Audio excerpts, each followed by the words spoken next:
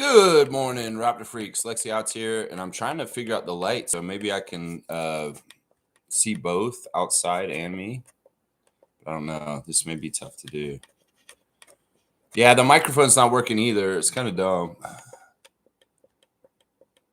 If I move out of the way.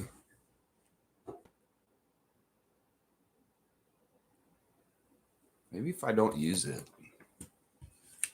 I don't know. Either way, good morning, Raptor Freaks. Lexi out here, and we're doing a reaction to the 905 game last night. Maybe I should plug it in.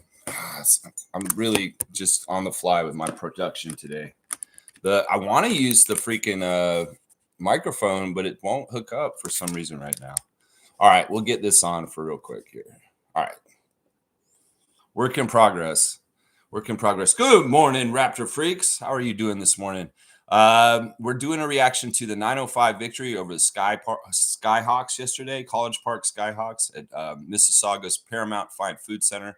It was a Raptor Freak family hangout, get together, and it was cool. It was really good to see Neil and his ladies, and they were at courtside with us, and also Adriana came, and we had a blast, man.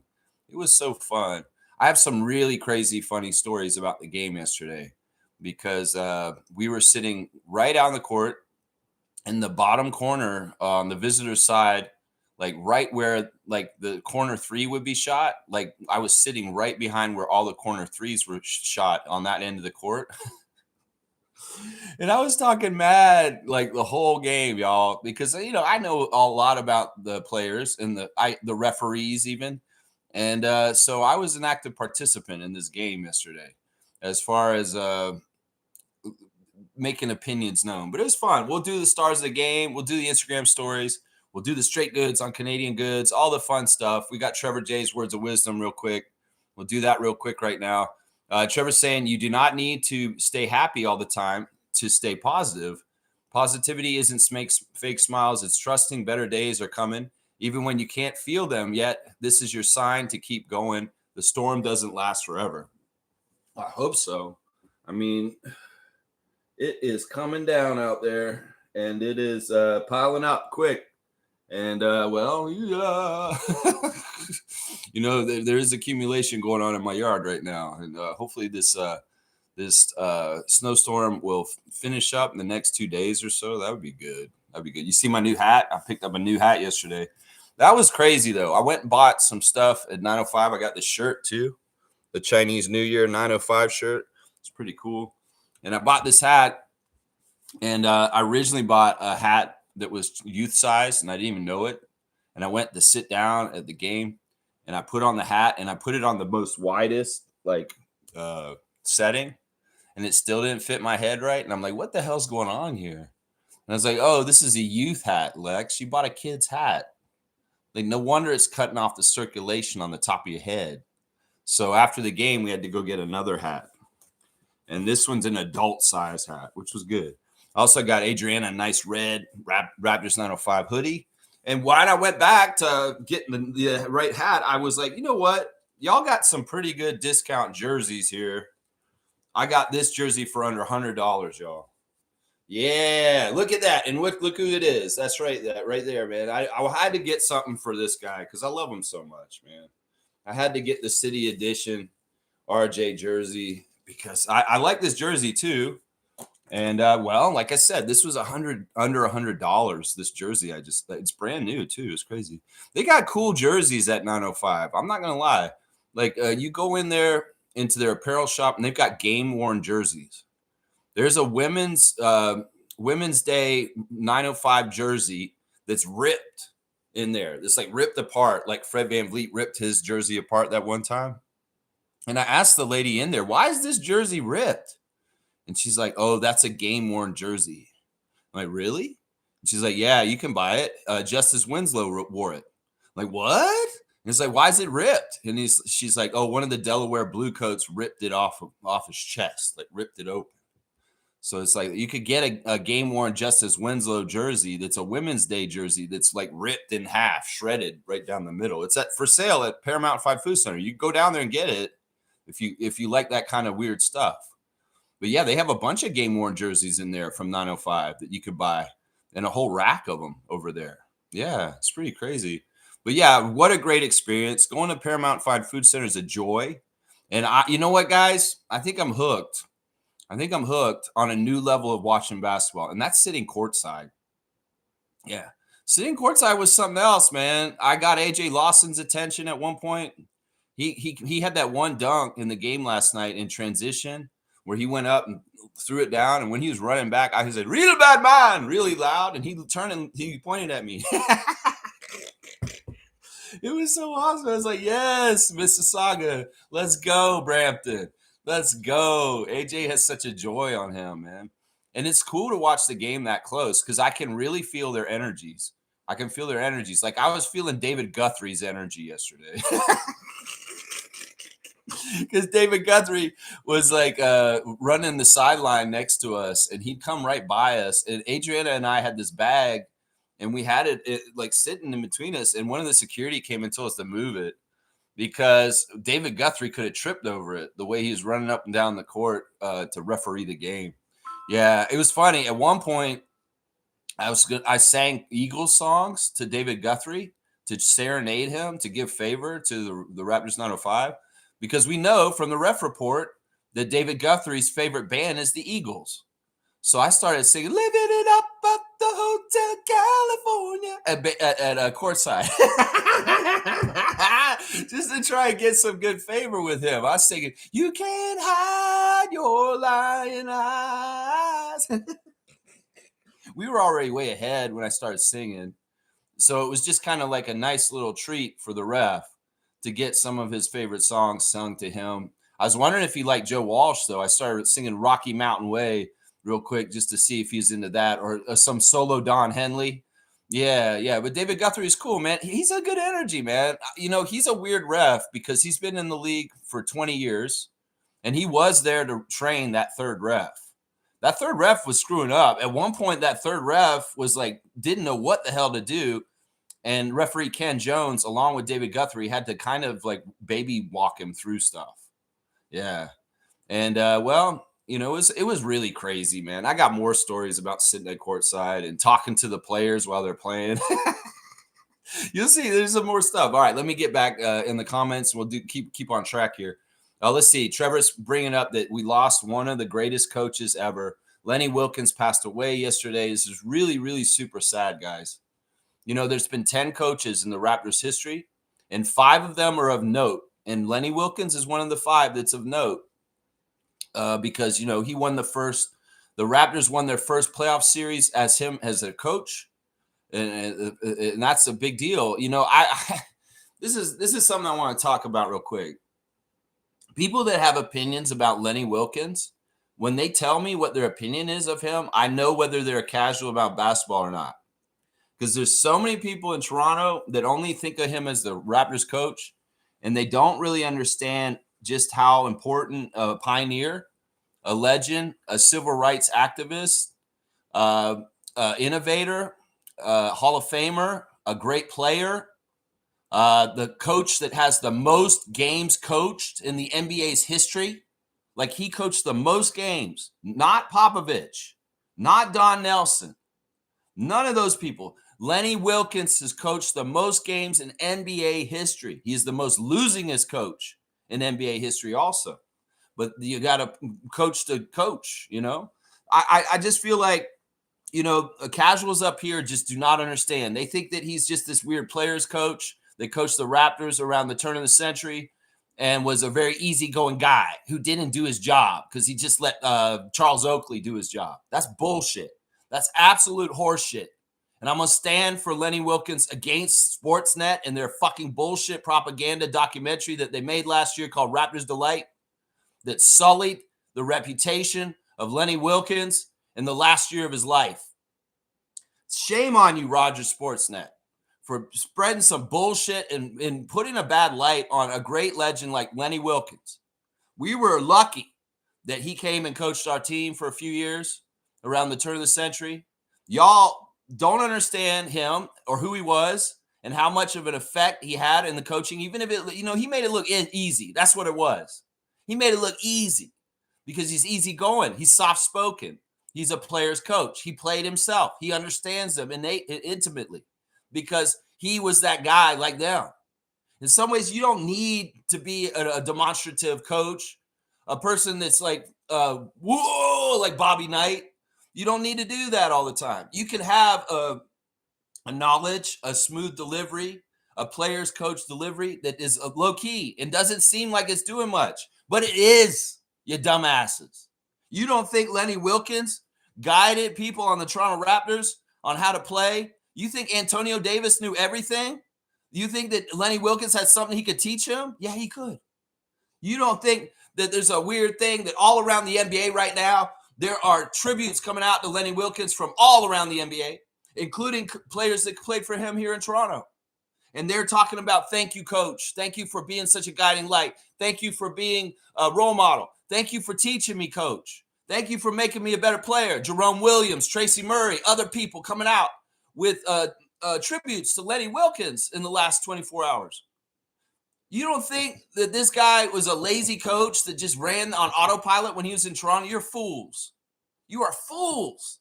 In some ways, the player coach is the type like Phil Jackson or Lenny Wilkens is necessary sometimes for very high-level talent, especially talent that was on that Raptors team when he coached that was a very veteran team that featured Charles Oakley, Kevin Willis, D. Brown, Chris Childs, countless veterans who've been in the league for a while already. You know, just because something looks easy, just because somebody's smooth about it, just because somebody's soft-spoken about it, just because somebody seems like they're not doing their job, but they damn for sure are. You can't imply on this. It's just that casuals had all these ideas about Lenny Wilkens. They were absolutely bullshit. In Toronto, we need to get straight about how we feel about him here. In some ways, look, we were lucky. He came in the middle of his coaching career and coached our team for a couple years. We were lucky. This is the whole thing. Some people up here don't give the due respect to Hall of Famers like Isaiah Thomas and Lenny Wilkens and the stuff they came to Toronto with. Some people just look at Isaiah was this and this in the early years of the Raptors. And, they sullied his name so bad, MLSE, Richard Petty, and the hockey people. And in some ways, it's the same fucking people saying that Lenny Wilkens was a lazy coach and that he didn't do his job. He let the players do his job. That's absolute horseshit. That is absolute horseshit. It always was. And on the day after Lenny Wilkens died, I'm going to stand here and tell y'all it was horseshit. That man was coaching. Go talk to Charles Oakley. You think Charles Oakley's a liar? You think Charles Oakley's going to come to you with anything other than the truth? Because that's the only thing he can be, is because motherfucker Charles Oakley is the truth. You go ask him about what Lenny Wilkens was as a coach for him and the Raptors and Vince Carter and Tracy McGrady and all that. I guess he didn't have Tracy. But, all the guys he had on the Raptors, Alvin Williams, Morris Peterson. You go ask those guys. Keon Clark. Well, maybe not him. Tyrone Bogues, Del Curry. Go ask those guys how much Lenny Wilkens affected their lives. And you'll find out he was a really good coach. You'll find out that, just because it looked like he wasn't doing nothing doesn't mean he wasn't doing nothing, because he was that damn good at what he did. He was that damn good. And the crazy thing is, it's like, I get it that maybe y'all can sleep on your NBA history and not know who this guy is, but this man's a two-time Hall of Famer. This man was in the Hall of Fame as a player and a coach. And honestly, hockey heads up in Canada don't have to respect the history of the NBA or even know it. Because honestly, y'all show your asses all the time that you don't know jack shit about the NBA history. The opinions about Isaiah Thomas and Lenny Wilkens, to me, tell me enough, whether you know about basketball or not. Seriously. So, I want to put some honor on Coach Wilkens' name today. There's so many people that dishonored him in Canada in the wrong way, and they never should have done that. You think they dishonor him in Atlanta? You think they dishonor him in Cleveland? You think they dishonor him in Portland? You think they dishonor him in Seattle? That's the thing that's the most embarrassing thing about this, is that as much as the Toronto sports market has learned basketball more and more in the 30 years, there was a period of time where we were idiots and stupid, and we didn't understand exactly what we had at that time. And I blame hockey culture. I blame people that were more doting on hockey and wanted to downplay the importance of the history of the NBA for dissing legends like Isaiah Thomas and Lenny Wilkens. And the Rogers Sportsnet documentary that came out last year is an example of the casuals and idiots that have a very shallow level of knowledge of the NBA history, that they would fucking sewer a man like Lenny Wilkens in the last year of his life when he was 88 years old. And you know what? We may not have him that long. In some ways, I'm disappointed in MLSE for not circling back and honoring Lenny Wilkens more before he died. I'm really, really disappointed in y'all. Seriously. So yeah, in some ways, I ask people, what do you think about Lenny Wilkens? And when they answer me, I judge them on whether they know anything about the NBA or not. Because this man, look, he grew up in Brooklyn, a biracial child who grew up on the streets as a playground player. And he got drafted in the 1960 draft, 6th overall. And he was in the forefront in the civil rights era of fighting for the equal pay for the NBA players. He was in the forefront of really being a voice in that struggle to get the equality for the players against the owners. There's a lot of stuff that Lenny did that is a lot deeper than what Toronto media has told us or what they would talk about here. It just pisses me off, honestly. It's always pissed me off that people want to downgrade or insult the great Lenny Wilkens, when we should be so lucky and so feeling so honored that he accepted a job to come coach the Toronto Raptors at that point when he did. And honestly, he got the job done. For anybody who says he wasn't a successful Raptors coach, you're full of shit, because he got them their first ever playoff series victory against the New York Knicks in 2000. So here's the coach Wilkens. I'm so sad that we lost another coach yesterday. We lost Brandon Malone, and now we've lost Lenny. And put some damn respect on his name, you motherfuckers. I'm sick of y'all talking shit about the NBA heritage and not understanding who a Hall of Fame named Isaiah Lord Thomas is, or who the hell Lenny Wilkens is. JD Bunkus or whatever, these fuck faces that are on the radio that talk more hockey than basketball, stay the fuck out of this shit, because y'all don't know what you're talking about. And a student of the NBA like me that's been watching it since he was a child for over 40 years can teach you a damn lesson on who Lenny Wilkens is, Toronto sports media, with your bullshit. Thank you, Doug Smith, for a glowing tribute to Lenny Wilkens. You're one of the few that gets this. A moment of silence for Coach.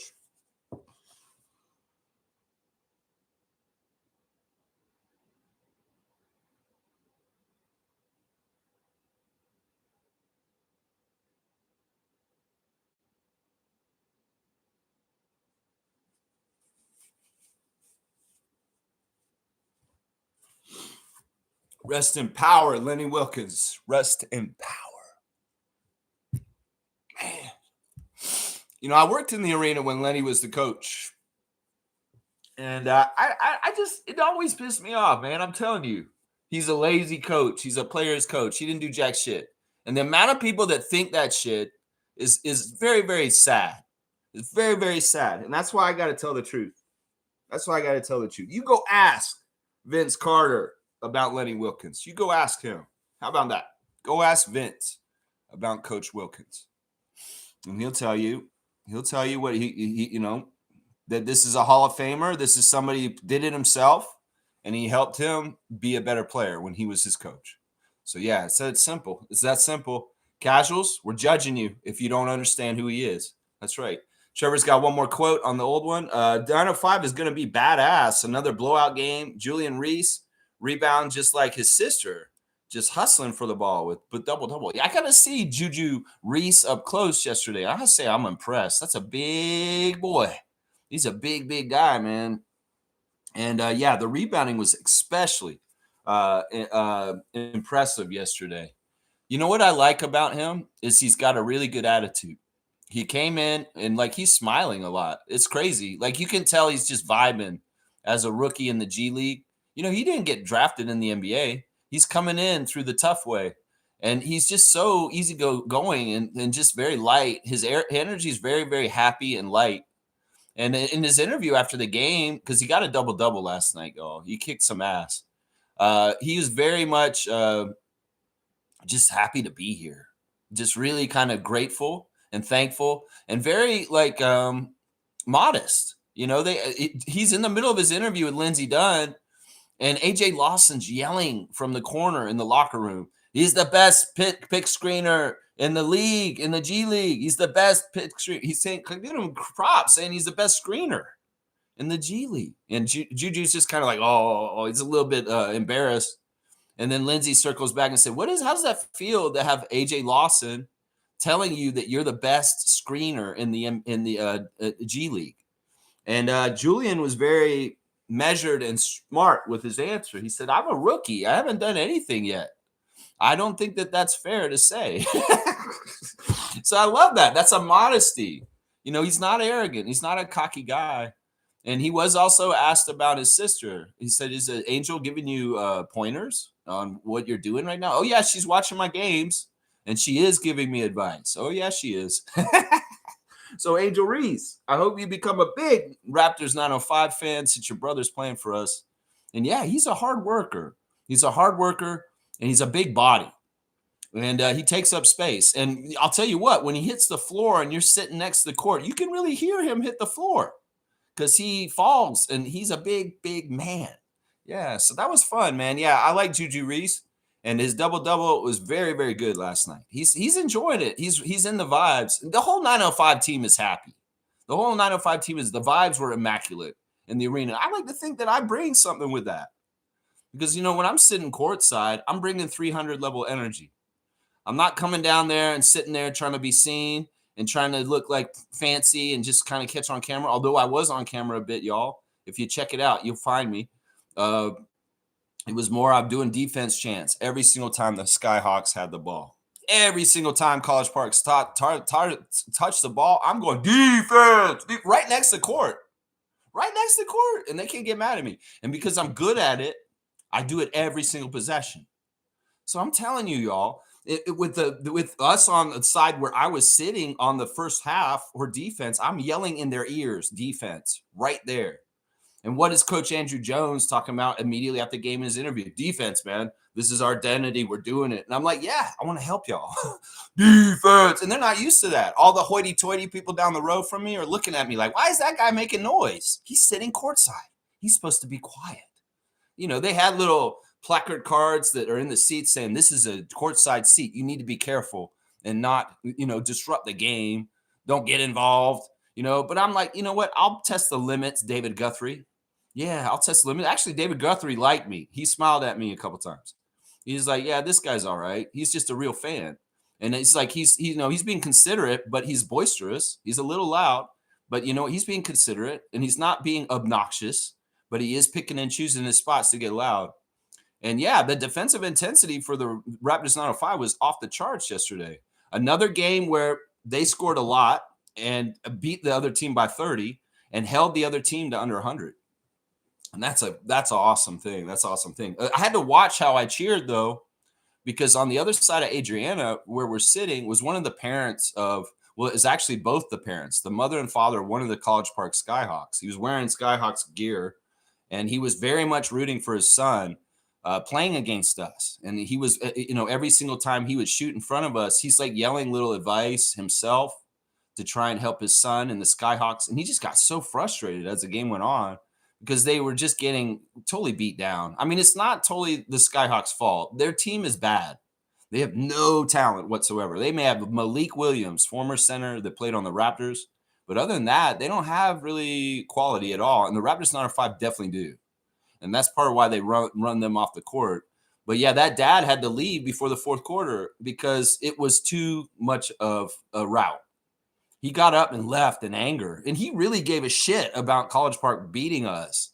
And in some ways, I was not helping things because I was yelling stuff like defense, defense. And then when Tyreek Key hit a shot, I was going all day.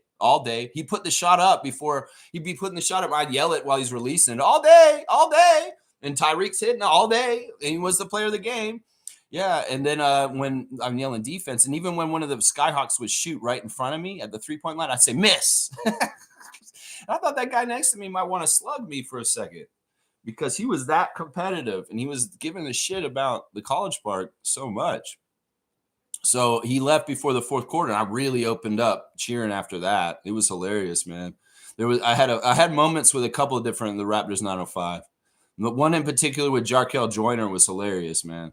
Jarkel Joyner, of course, played for the SkyHawks last year, and in some ways he was drafted by the Hawks, and he was supposed to be a part of their plans, but they discarded him and traded him to us last year, and he's on our team now. And I knew that he was doing. We know about revenge games. We know players want to play against the former teams they play for and get revenge on them. Well, confirmed. Because Jarkel was right in front of me at one point, and I said, Jarkel's doing his revenge games this weekend. And he didn't even turn around, look at me. He pointed at me. He pointed and said, that one right there is right. He was like, that one's right. It was an immediate response. I said, Jarkel's revenge games. And he pointed at me. And then he smiled. He looked back and he smiled at me running up the court. And then he proceeded to score a bunch more points in the fourth quarter and kick his whole team's ass. It's hilarious, man. So confirmation. Jarkel very much was doing it in a revenge game, and he was very much relishing it and enjoying it. He may not have been the leading scorer for the Raptors 905, but he definitely contributed to the 2 routes this weekend over his former team, and he relished it. Trust me. Because, even later in the game, he hit one shot and he pointed at the Skyhawks bench. Like, yeah, motherfuckers, that's for you. It was so good, man. I was like, and it's fun, man. I'm hooked. If I go to 905, I'm going to be sitting down there from now on. It's not a bad price. Seriously, that's the other crazy thing. And if I can have that kind of impact that close to the court to help them, I will do it. I mean, this is the kind of thing, like if I sat at courtside a Raptors game, I could change the game. I'm telling you right now. Because I know too much and I know what to say to different people at the right time. And I have the balls to do it. I make them laugh too. Some of the shit I say to them makes them laugh. Seriously. Yeah, but it was fun, man. I'm hooked. Adriana enjoyed it too, sitting right up next to the court. Neil and his ladies were sitting up next to the court too, and more in center court. But yeah, this is so fun, man. So fun, man. All right, let me see what else you guys are saying in the chat here real quick. Morris Code MC Chucky Hepburn hooped. Good morning. Thanks for the subscription. Yeah, Chucky didn't. He's not one of my stars of the game because he's really weird yesterday. He was very active and he was very, very disruptive. He got 5 steals again. I mean, Chucky Hepburn's averaging 5 steals a game in his first 2 games in Raptors 905. 5 steals in the first game, 5 steals again last night. Now, Chucky only made 1 shot. He didn't shoot very well last night. And the 1 shot was kind of amazing, though. He took a 3 at the top of the key and hit the 3, and he got fouled, and it was a 4-point play. So Chucky only had 4 points yesterday, but it was a 4-point play, which is kind of impressive in itself. But yeah, he was all over the place. He was in the floor hard. He works really, really hard. Seeing him up that close, you see just how he's such a pilfer. Like it really is kind of like they need to play that Jason music, like because he is like he's scary. And like it's not normal. The ACC Defensive Player of the Year, the way he comes and gets the ball from people is not normal because he goes the long way sometimes. Like he'll come around people from the other side and it's the long way, but he's so quick and fast to come around. And then he gets the ball and he gets it loose. Yeah, in some ways, Chucky Hepburn is the spirit player of the team. It's like the whole team's identity in some ways is set by him, the point guard and the captain of that team. And Andrew Jones loves it. Oh my gosh, he loves it. It's night and day between last year and this year. Because in some ways, you could argue that position was held by Kennedy Chandler at this time last year. And he just doesn't have the commitment to defense like Chucky Hepburn does. So it's a night and day kind of start to the season. And now both the Raptors and the Raptors 905 look like they're poised to be in these tournaments that we have in December. Whether it's the Raptors being 2-0 in Group A and going to Vegas in the NBA in-season tournament, or the Raptors 905 starting 2-0 in the tip-off tournament and trying to go to the Showcase Cup in their respective league. It's a great start for both. Last year And the couple of years before that, the Raptors 905 stumble out of the gates. They don't look as together. I think that a big part of their key to their continuity from last year is that Tyreek Key, Quincy Guerrier, even guys like AJ Lawson, Mobo coming and playing the first game. There's a lot of continuity from last year to this year. Plus, Andrew Jones has a year under his belt as a coach himself. He can be more adept and doing what he's doing. But yeah, the unit's real tight. And it's also really helped that Chucky and Elijah were with the Raptors all summer at Summer League and those trips to Spain and other places around, that they really get the culture. And I think we're finally getting the right connections between 905 and the Raptors main team as far as the continuity and what's supposed to be happening between the two ecosystems. I feel like the Raptors as an organization have dropped the ball on utilizing the G League and Raptors 905 correctly. But I think the direct communication of Andrew Jones with Darko and them being very on the same page, this was part of the problem. I felt like the 905 coach was out on an island away from the main team and just not really on the same page in some ways, even though they said they were. It didn't seem like that was for a couple of years. Eric Curry's years for sure. And maybe even a little bit last year. But this year, they really do feel like it's a bona fide freeway of connection between 905 and the Raptors. And it seems like there's going to be a lot more synergy that makes sense. I think that Mobo showing up for the first game of the season and then going back out to be there available for the Raptors in Philadelphia on Saturday night is a sign of better management of juggling talent between 905 and the Raptors and, getting Jonathan minutes like that, So I'm very impressed. I feel like, Andrew Jones, very adamant that everything we're doing out here in Mississauga is to serve and help the main team with Darko. And I feel like they actually are really getting that, and they're doing that the right way because the way they play, and also there's a good continuity. Elijah, AJ, and Chucky, when they get called up and they play more as two ways on the Raptors, the stuff that Andrew Jones is laying down in the foundations in Mississauga, they're helpful. They're helpful to them. Seriously. So I really feel like the Raptors, for the most ever in their history with the G League team, is getting the most out of the arrangement. And that's good, because I thought for a couple of years that they were dropping the ball on possibilities and opportunities to really utilize the G League to help the Raptors better. And I feel like they're doing a better job now. Isaac's here. He's got me on blast. That's awesome. Yeah. Seymour saying, holy y'all, you got snow like that. Yeah. Let's look at it again. Let's see. Go focus. There you go. Yeah. It's been coming down pretty steady for 24 hours now, Seymour. And it's annoying. It's annoying. We'll see if it melts. It's supposed to be cold for a couple of days and come down. And then maybe it will be maybe gone by Wednesday or Thursday. I don't know, because it is going to warm back up again. And hopefully it'll all melt away. I don't want it to stay around for too long. Insane. Yeah, remember also, I'm not in the city anymore. So you guys can't really blame this on the city is not. This is not the city. In some ways, the city ain't going to look like this. I'm in the woods. I'm in the woods. Yeah, Seymour saying, damn, we got snow for 2 hours, but my drive through the mountains was fun, fast and clean. Good. I'm glad to hear that. On my NASCAR Jeff Gordon type shit. There you go. Just be safe. Driving to Mississauga in this snowstorm yesterday was fun. In some ways, I enjoyed the challenge of that kind of stuff too, Seymour. But it's very important that we drive a safe speed when the roads can be slick and a little bit icy and dangerous. This is coming from a guy who grew up in Florida and has only driven in winters for a couple years now. I have to remind myself that. I really do. I have to remind myself that. Isaac likes my new RJ jersey. I know somebody else got this jersey too, but it's a good jersey. I just had to get it, man. I'm telling y'all, you want to get really good discounted Raptors jerseys, go to the 905 game, because in their gift shop, they have a whole rack of marked down jerseys. They had 5 Scotties like this. They had a few Grady's, and they had some RJs. And they have other jerseys too, other than the city edition from last year. And like I said, they have a whole rack of game-worn jerseys from 905 games, and you could get a Justice Winslow game-worn, ripped Women's Day jersey. It's amazing. It's amazing. I'm like, who's going to buy that, man? Some really deep Raptors freak needs to buy it. and be like, yeah, I want this. This is a Justice Winslow game worn, ripped up jersey from a fight. Woo-wee. That sounds like a crazy thing to have, man. Yeah, you want me to get a dunk? All right. You know what? I'll give you a dunk just for being a cool guy. How about that, Isaac? There you go. Turn the other cheek. That's what I say right there. Isaac Campbell going on the dunk. You've broken the century mark, sir.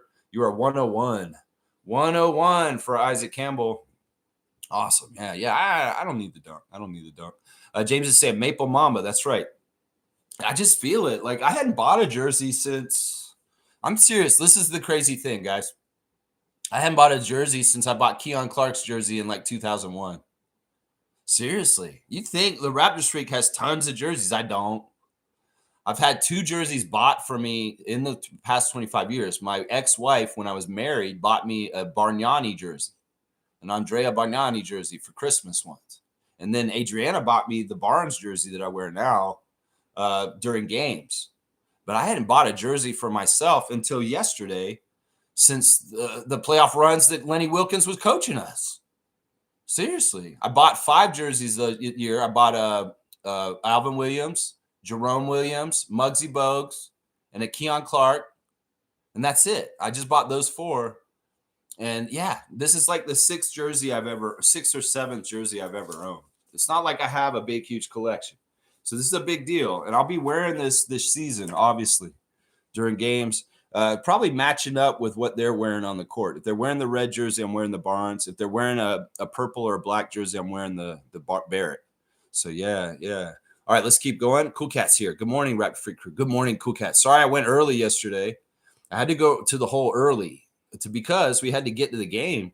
And I knew a snow drive. I wanted to take enough time to get there safely and not mess around. So yeah, it was a fantastic day yesterday. It was so fun. Really great to see Neil and pal around with him. He got some classic cards from me yesterday. And yeah, it was just a joy, man. It's really a different thing to sit next to the court. And the players do hear you. The players definitely hear you. And if you're saying funny shit, they might laugh. So Lex, Lex can be funny in the moment and say some crazy stuff. That's right.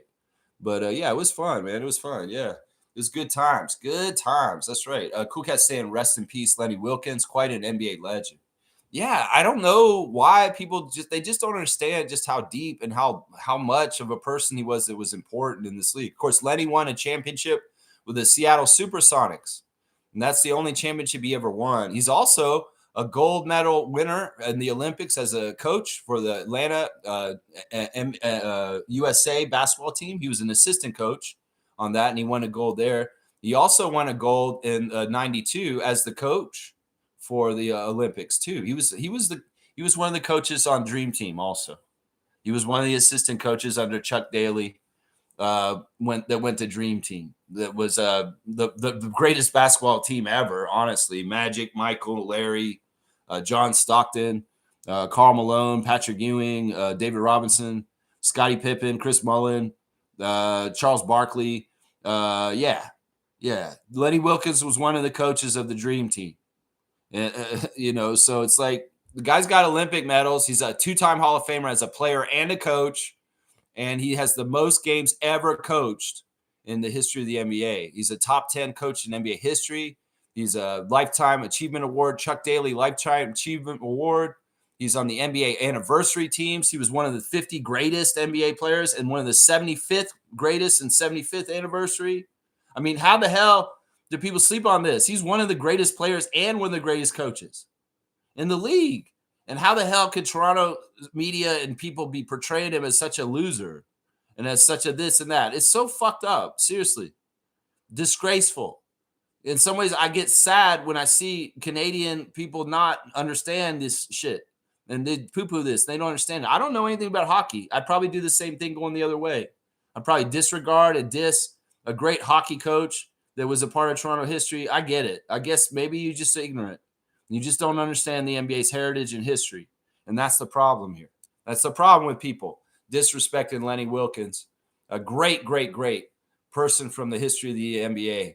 Very, very important person. You go ask Wayne Embry about Lenny Wilkens. Seriously, you go ask him. They will tell you. They will tell you. Stargate's here. Raise in power, Lenny, and take your rightful place among the ancestors. Yeah, Lenny's just a sweet person. This is the thing, man. he was a two-sided person.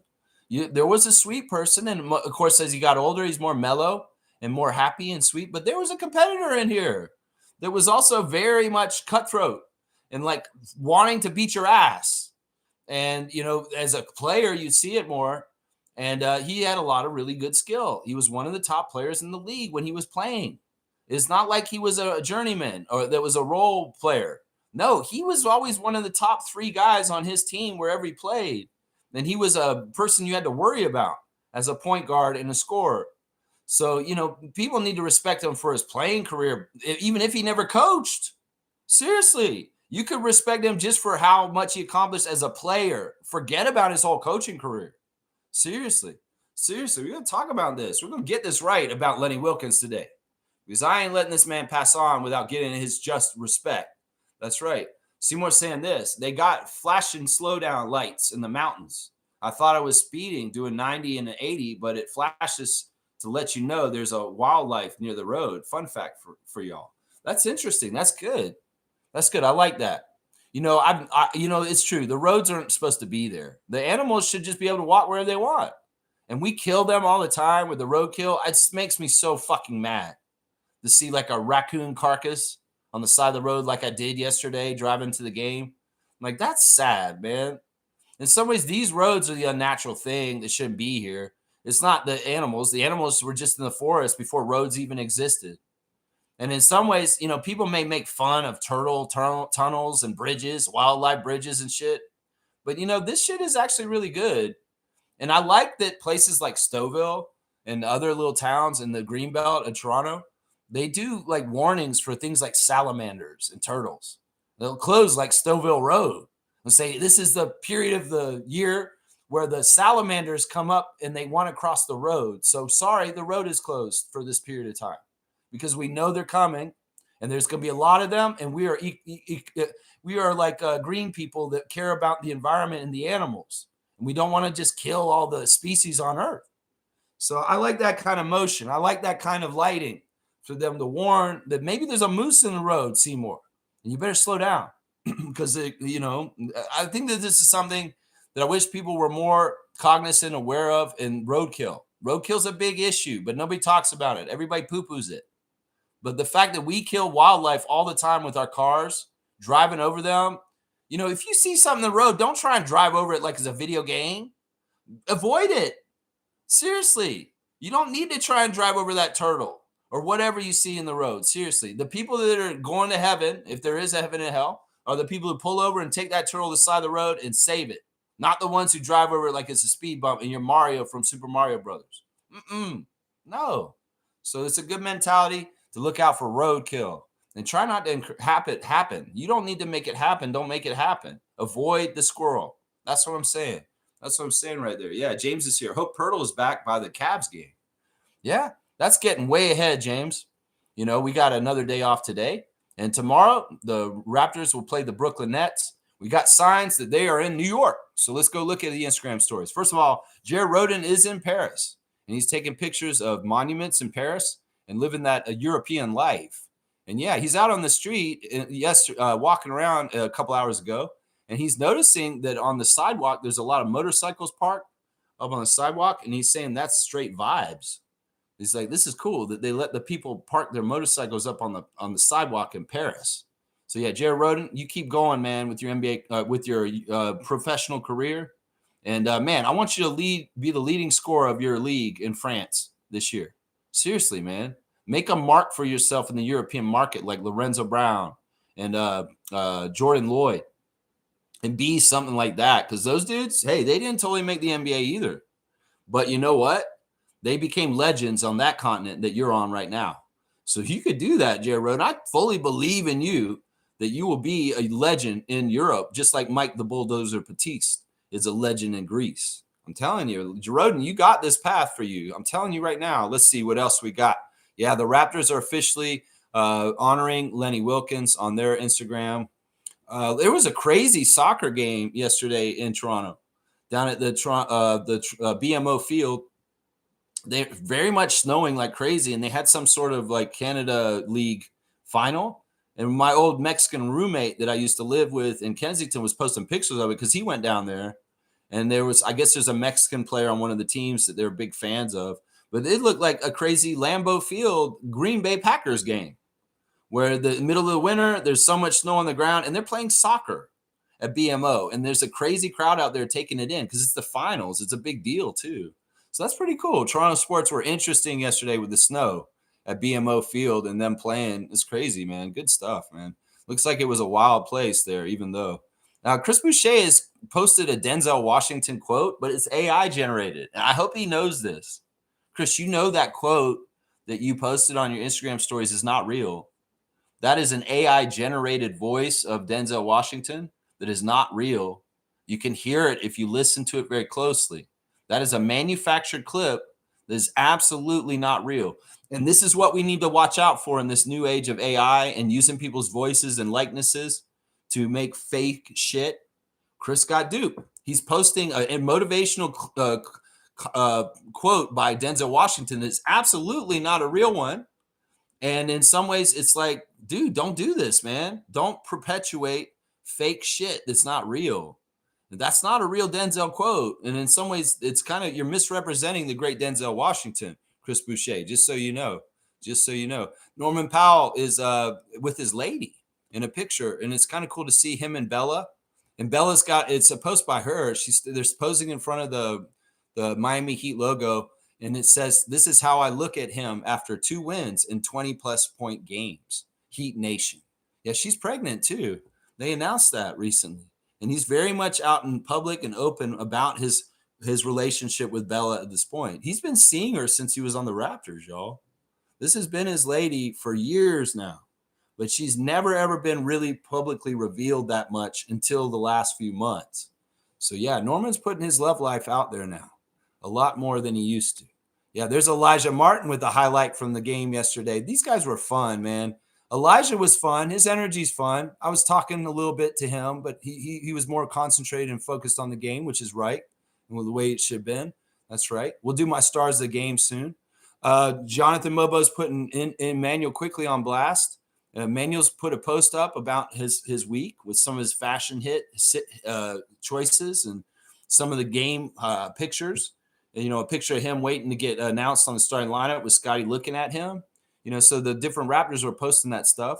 AJ Lawson posting his line from yesterday: 20 points, 2 rebounds, 6 assists, 1 3, and yeah, that really isn't the right. What is that? That's a weird graphic. Raptors Nation or updates or whatever. You didn't do that right. Okay, let's keep going. Sandro Mamu with a picture out the window at the hotel in New York. So those guys, basically, I think what they did was after the game in Philadelphia, they stayed in Philadelphia overnight, and then they traveled to New York yesterday, and now they've got today off. So they'll do a practice at the NBA Players Association Sanctuary, I'll bet, and then they'll play the Nets on Tuesday. But the Raptors have a couple days kind of around New York City. So I'm guessing Scotty's going to Broadway to see a show, and the guys are just hanging around. Manuel was down at Times Square last night. He likes to be back in New York because he has a lot of connections in New York from playing for the Knicks. So he really enjoys that. I was wondering, too, like the Raptors don't have to go so fast on because it's not a back-to-back, and they're going from Philadelphia to Brooklyn. Can they just ride a bus? Do they actually have to go through an airport? Like, seriously, I wonder if they did that, because that would make more sense, especially like if they have 2 days between the games. Like maybe yesterday they got on a bus from Philadelphia and they drove in the bus just across over to New York City from Philly, because it's not that bad. Why fucking go through the airport and flying up in the air and stuff when you just get a bus and do it old school from Philly to Brooklyn on a road trip? I mean, that would make sense to me. I wonder if they did that. I don't know. I have no idea. Maybe they did fly. It seems kind of extravagant and stupid. There's Manuel Quickley's picture on the bench with Scotty, and then there's Times Square. As I said, he's down at Times Square in New York, being back in the city that he played for as a rookie. And that's cool. Yeah, JMF Healthcare Bursary is on blast by Jamal McGlure. The bursary is a financial award for BIPOC students studying in the healthcare programs in Ontario. So there's a There's some money to help a person of color to get more involved in their studies in medical fields. So check that out. Jamal McGlure is the Jamal McGlure Foundation is what that is on right there. Let's see. Shed's got Emmanuel's post. They're all showing support for Emmanuel quickly, the Raptors. And there's Scotty with Emmanuel's post on there. Yeah, Raptors 905 is so fun to go courtside. Y'all, I cannot recommend it more, especially when there's like fun guys like AJ Lawson at the game like that, you know. Lots of fun. Adriana had a good time sitting next to the court too. But yeah, there's all the highlights of the game. It's very fast paced. It was ugly. You know, I want to give 905 credit because the SkyHawks are a bad team. And in some ways, you could sewer yourself by playing to their level too much and playing in really bad quality. But for the most part, there was quality control by Andrew Jones's team to not totally go down to the level the SkyHawks play. And that's the difference in how they win. It's like, look, you know, this is G League. Sure. Sometimes it's going to be ugly. It's going to be chaotic. It's going to be a lot of turnovers. It's going to be really weird, dumb mistakes. But, you know, you don't have to do all that. And if you're more polished and you're playing more professionally, you limit that stuff. And even in the chaos of the College Park SkyHawks being a really bad team, this is part of the reason why they routed them by 30 both games, is that they held a quality to a responsibility to their defense, and that carries them through this crazy, chaotic maelstrom of playing in the G League against a bad team that is just kind of crazy all over the place. Because, yeah, that's important, man. Really, really beat them bad, man. They beat them like 32 points. So that's a 36-point and a 32-point victory for Raptors 905 in their first two games of the season. James Coco Wade is at a scooter park with his son, and he's riding around in circles on a scooter, and it looks like he's having so much fun. I love to see that. I love to see that. Coach Andrew Jones celebrating the win yesterday on his Instagram and showing his coaches off. And there's his daughter, Ava. She be hooping, and she be getting ready for a WNBA career. She's going to be very good, guys. I can tell, man. I can tell. Ava Jones is putting in that work already in her life, and she's going to be somebody. I said the same damn thing when I saw Steph Curry at this point in his life.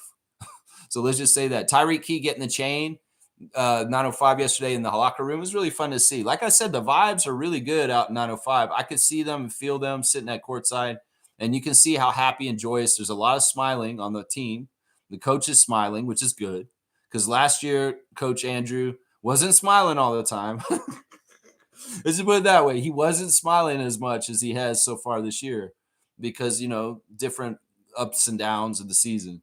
But Coach Andrew Jones very much breaking a smile after the game last night, which is good, which is very, very good. There's your Instagram stories for yesterday. Yeah, the Raptors are in New York. They're already there. They're in hotel rooms, and they're getting some free time in New York. Maybe, hopefully, they're practicing too. That's what we'd like to see. That's right. Let them sit when we play the Nets. Yeah, I think we could probably sit Jakob during the Nets game and get away with that. Yeah, we'll have to see. I mean, they're not a back-to-back. There's a nice spread out of every other day.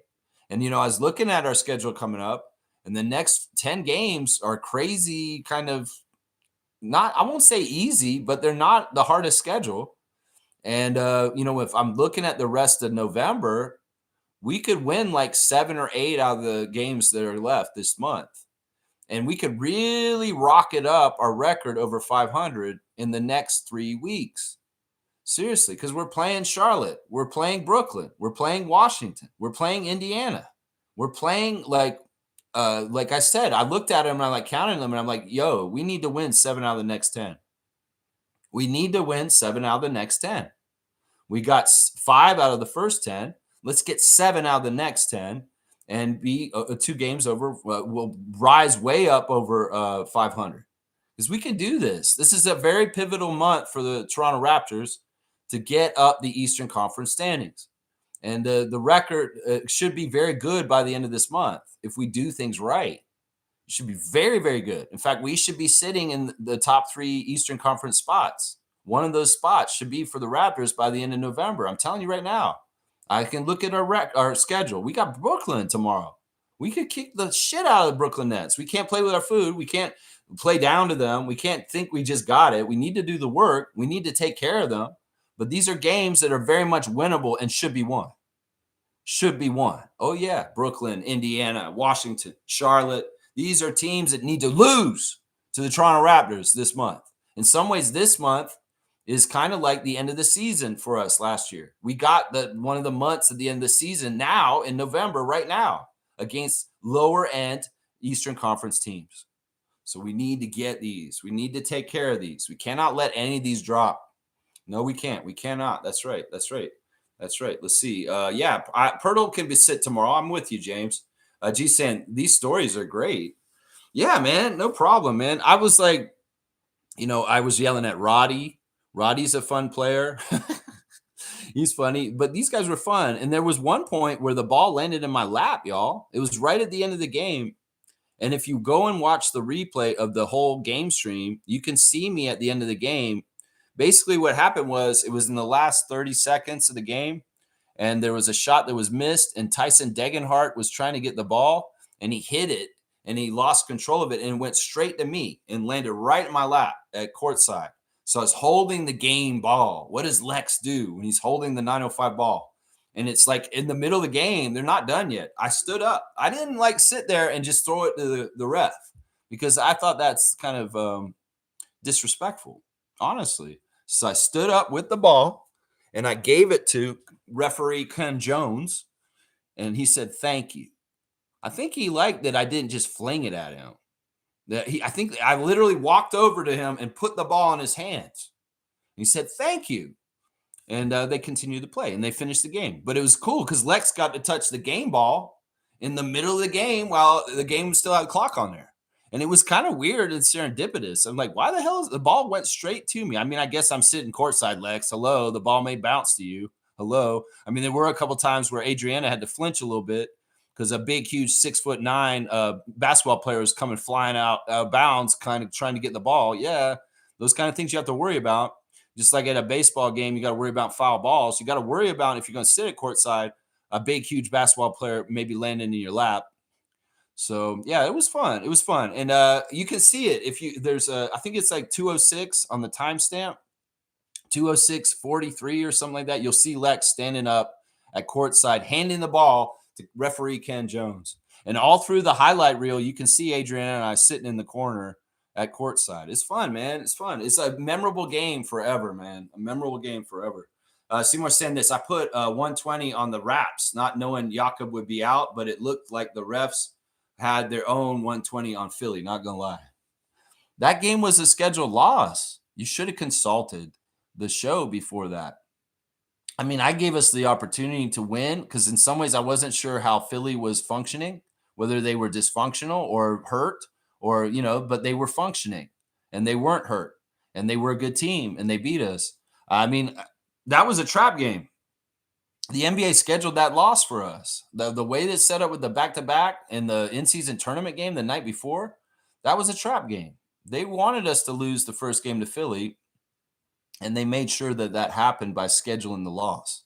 So I would have advised you not to bet on them like that. I would have done that. You should have came and talked to me before that, man. You got to understand this. Seriously, Raptor Freaks. If y'all are going to gamble on the game, you need to come check with me to an extent. Because in some ways, I tell Steve this all the time because he gambles all the time.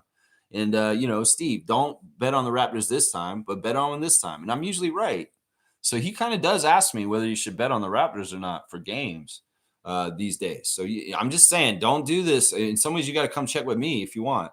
And hopefully I can help you get your money won or miss losing money. Yeah, Wayne's here. Good to see Sergeant Wayne. Morning, Raptor Freaks. Again, we're not present in the rooms. And if people like Alvin Williams, Charles Oakley respect certain people, that respect travels.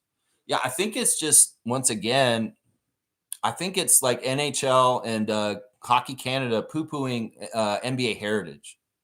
I think it's the media here in Toronto is just not well-versed enough in NBA history that they have a lot of blind spots and that they just didn't take the gravity and importance of Lenny Wilkins seriously. And that's their own damn faults for being ignorant and not knowledgeable of what they do. If I was covering hockey, if I had to cover hockey, I would go do my research and get up on it. That's the thing. There's a lot of jackasses in the sports media in Canada that don't actually know the NBA's history and the basketball stuff. They're hockey people that have to jump in and do a little bit on the side. I feel like Danielle Michaud and Brad Fay are the epitome of this. That they're not actually basketball first people, but they just got the basketball assignment. And in some ways, they're not totally respecting the job and doing it exactly right. Because in some ways, they're not really basketball people. And that's annoying to me because Savannah Hamilton was a basketball person. She plays. She knows basketball very, very well. Why is she replaced with Michaud? Michaud is obviously never played basketball. She's a little short person, and she's got a hockey player's name. Like, it don't make no fucking sense to me. In some ways, we got to understand that holding back of the sport of basketball in Canada is an underlying thing. And in some ways, disrespecting and not honoring the legends of the NBA is another way that racism from that aspect in Canada comes. Isaiah Thomas should have never, ever been treated the way he was treated in the beginning of the Raptors history. I don't care if y'all thought he was arrogant. I don't care if you thought he was kind of acting out of pocket. Even if he's a American, African American, you can't look down on him that. The man had the resume and the life and the player as a player and who he was that y'all should have damn respected him better. And then seriously, if it was some sort of racial thing why he couldn't be an owner of the Raptors, well, shame on y'all. Shame on y'all, because that's what it looks like to me all these years later. Is that it's just racist white people that bought the team with the Leafs, coming with the Raptors, and they said, you know what, we don't want you around. Yeah, right. You're not an owner. You know, in some ways, it's like, look at the color of your skin. You can't be an owner. That kind of shit pisses me off, especially with a Hall of Famer like Isaiah Thomas. And, you know, Lenny Wilkens dying and talking about this subject on this terms it makes me want to bring out the old stories of this kind of bullshit and how Isaiah was treated. Y'all can put all of the slamming on Isaiah and saying he was difficult, he was this. Richard Petty can come on Sportsnet and say, Isaiah thought he was a businessman, but he wasn't a businessman. He didn't know business. Fuck you, Richard Petty. You don't know basketball, you dumbass piece of shit, because you hired Rob Babcock. And he made one of the worst trades in the Raptors history, the worst trade in Raptors history. Trading Vince Carter and New Jersey Nets for fucking a broken down Alonzo Mourning who never showed up. So listen, Richard Petty, you could say Isaiah didn't know business, but you're fucking wrong. You don't know basketball. That is right. That is the damn truth. And y'all were fucking so bad. You mishandled that shit with Isaiah. I don't give a shit if y'all thought he had an ego. I don't give a shit if you thought he was being too controlling or too demonstrative or this or that. In some ways, I look at this through the lens of race, and I understand that y'all held him back from what he should have been doing with the Raptors. Was John Bateau was gone, bought out by Alan Slate, and his friend wasn't there from Indiana University anymore. He had no protection. And then the fucking Stavro ownership group came in, and they pushed Isaiah out. And in some ways, I think about the 2000s for the Raptors. If Isaiah hadn't been pushed out and the possibilities of what we could have built in Toronto, and Vince and Tracy were still together, because Tracy wouldn't have left if Isaiah hadn't left, probably. And maybe, you know, we could have had a whole other different timeline in 2000s if Isaiah Thomas wasn't disrespected and pushed out of our organization. You know, Lenny Wilkens will make me bring up Isaiah Thomas and the poor treatment of Toronto sports media of two NBA legends. I'm telling you right now, you fucked up last year, Rogers Sportsnet, with your Raptors Delight fucking bullshit. Yeah, that shit pissed me off so bad, man. That's what I'm saying right there. That's right. Stargate saying this. Lex, that's why I don't like Keith Pelly. All those hockey people you just mentioned, like Richard Petty et al., Keith has clicked in heavy with all of them, so I don't like or trust them. No, I'm totally aware of this also. Now, what Keith Pelly said when he came in this summer was they want basketball people to do basketball things. And in some ways, I took that two ways. Him and Rogers are going to not meddle with basketball affairs and let Bobby do the basketball jobs, but also he's cutting out any kind of roles of what Masai used to do as far as the whole big picture. You can handle the basketball operations, head of basketball operations, Bobby Webster. You're the GM. You can make the trades. You can do all that stuff, but you're not handling the culture. You're not handling the overall feel of the Raptors. You're not handling the advertising. You're not handling where we're cross-promoting between teams. You're not handling any of that anymore. You are a basketball person. You just take care of basketball. We're not letting you handle the culture anymore necessarily. we're going to be in charge. And we may be integrating the Bills more with you. We may be putting the Blue Jays more on blast because they're in the World Series. We may be trying to figure out insidious ways to try and help the Leafs through the Raptors on the down low also. So I mean, I get what you're saying, Stargate, and I agree. I don't trust Keith Pelley either. But, you know, if he can keep it separated like he's promised and let Bobby do basketball things, Roger's going to do everything else at this point, obviously, with Keith Pelley. And just don't meddle. You know, if it ain't broke, don't fix it. Let Bobby do a good job with the legacy of Ujiri on his shoulders coming with him, and they will make this team another champion again. Seriously.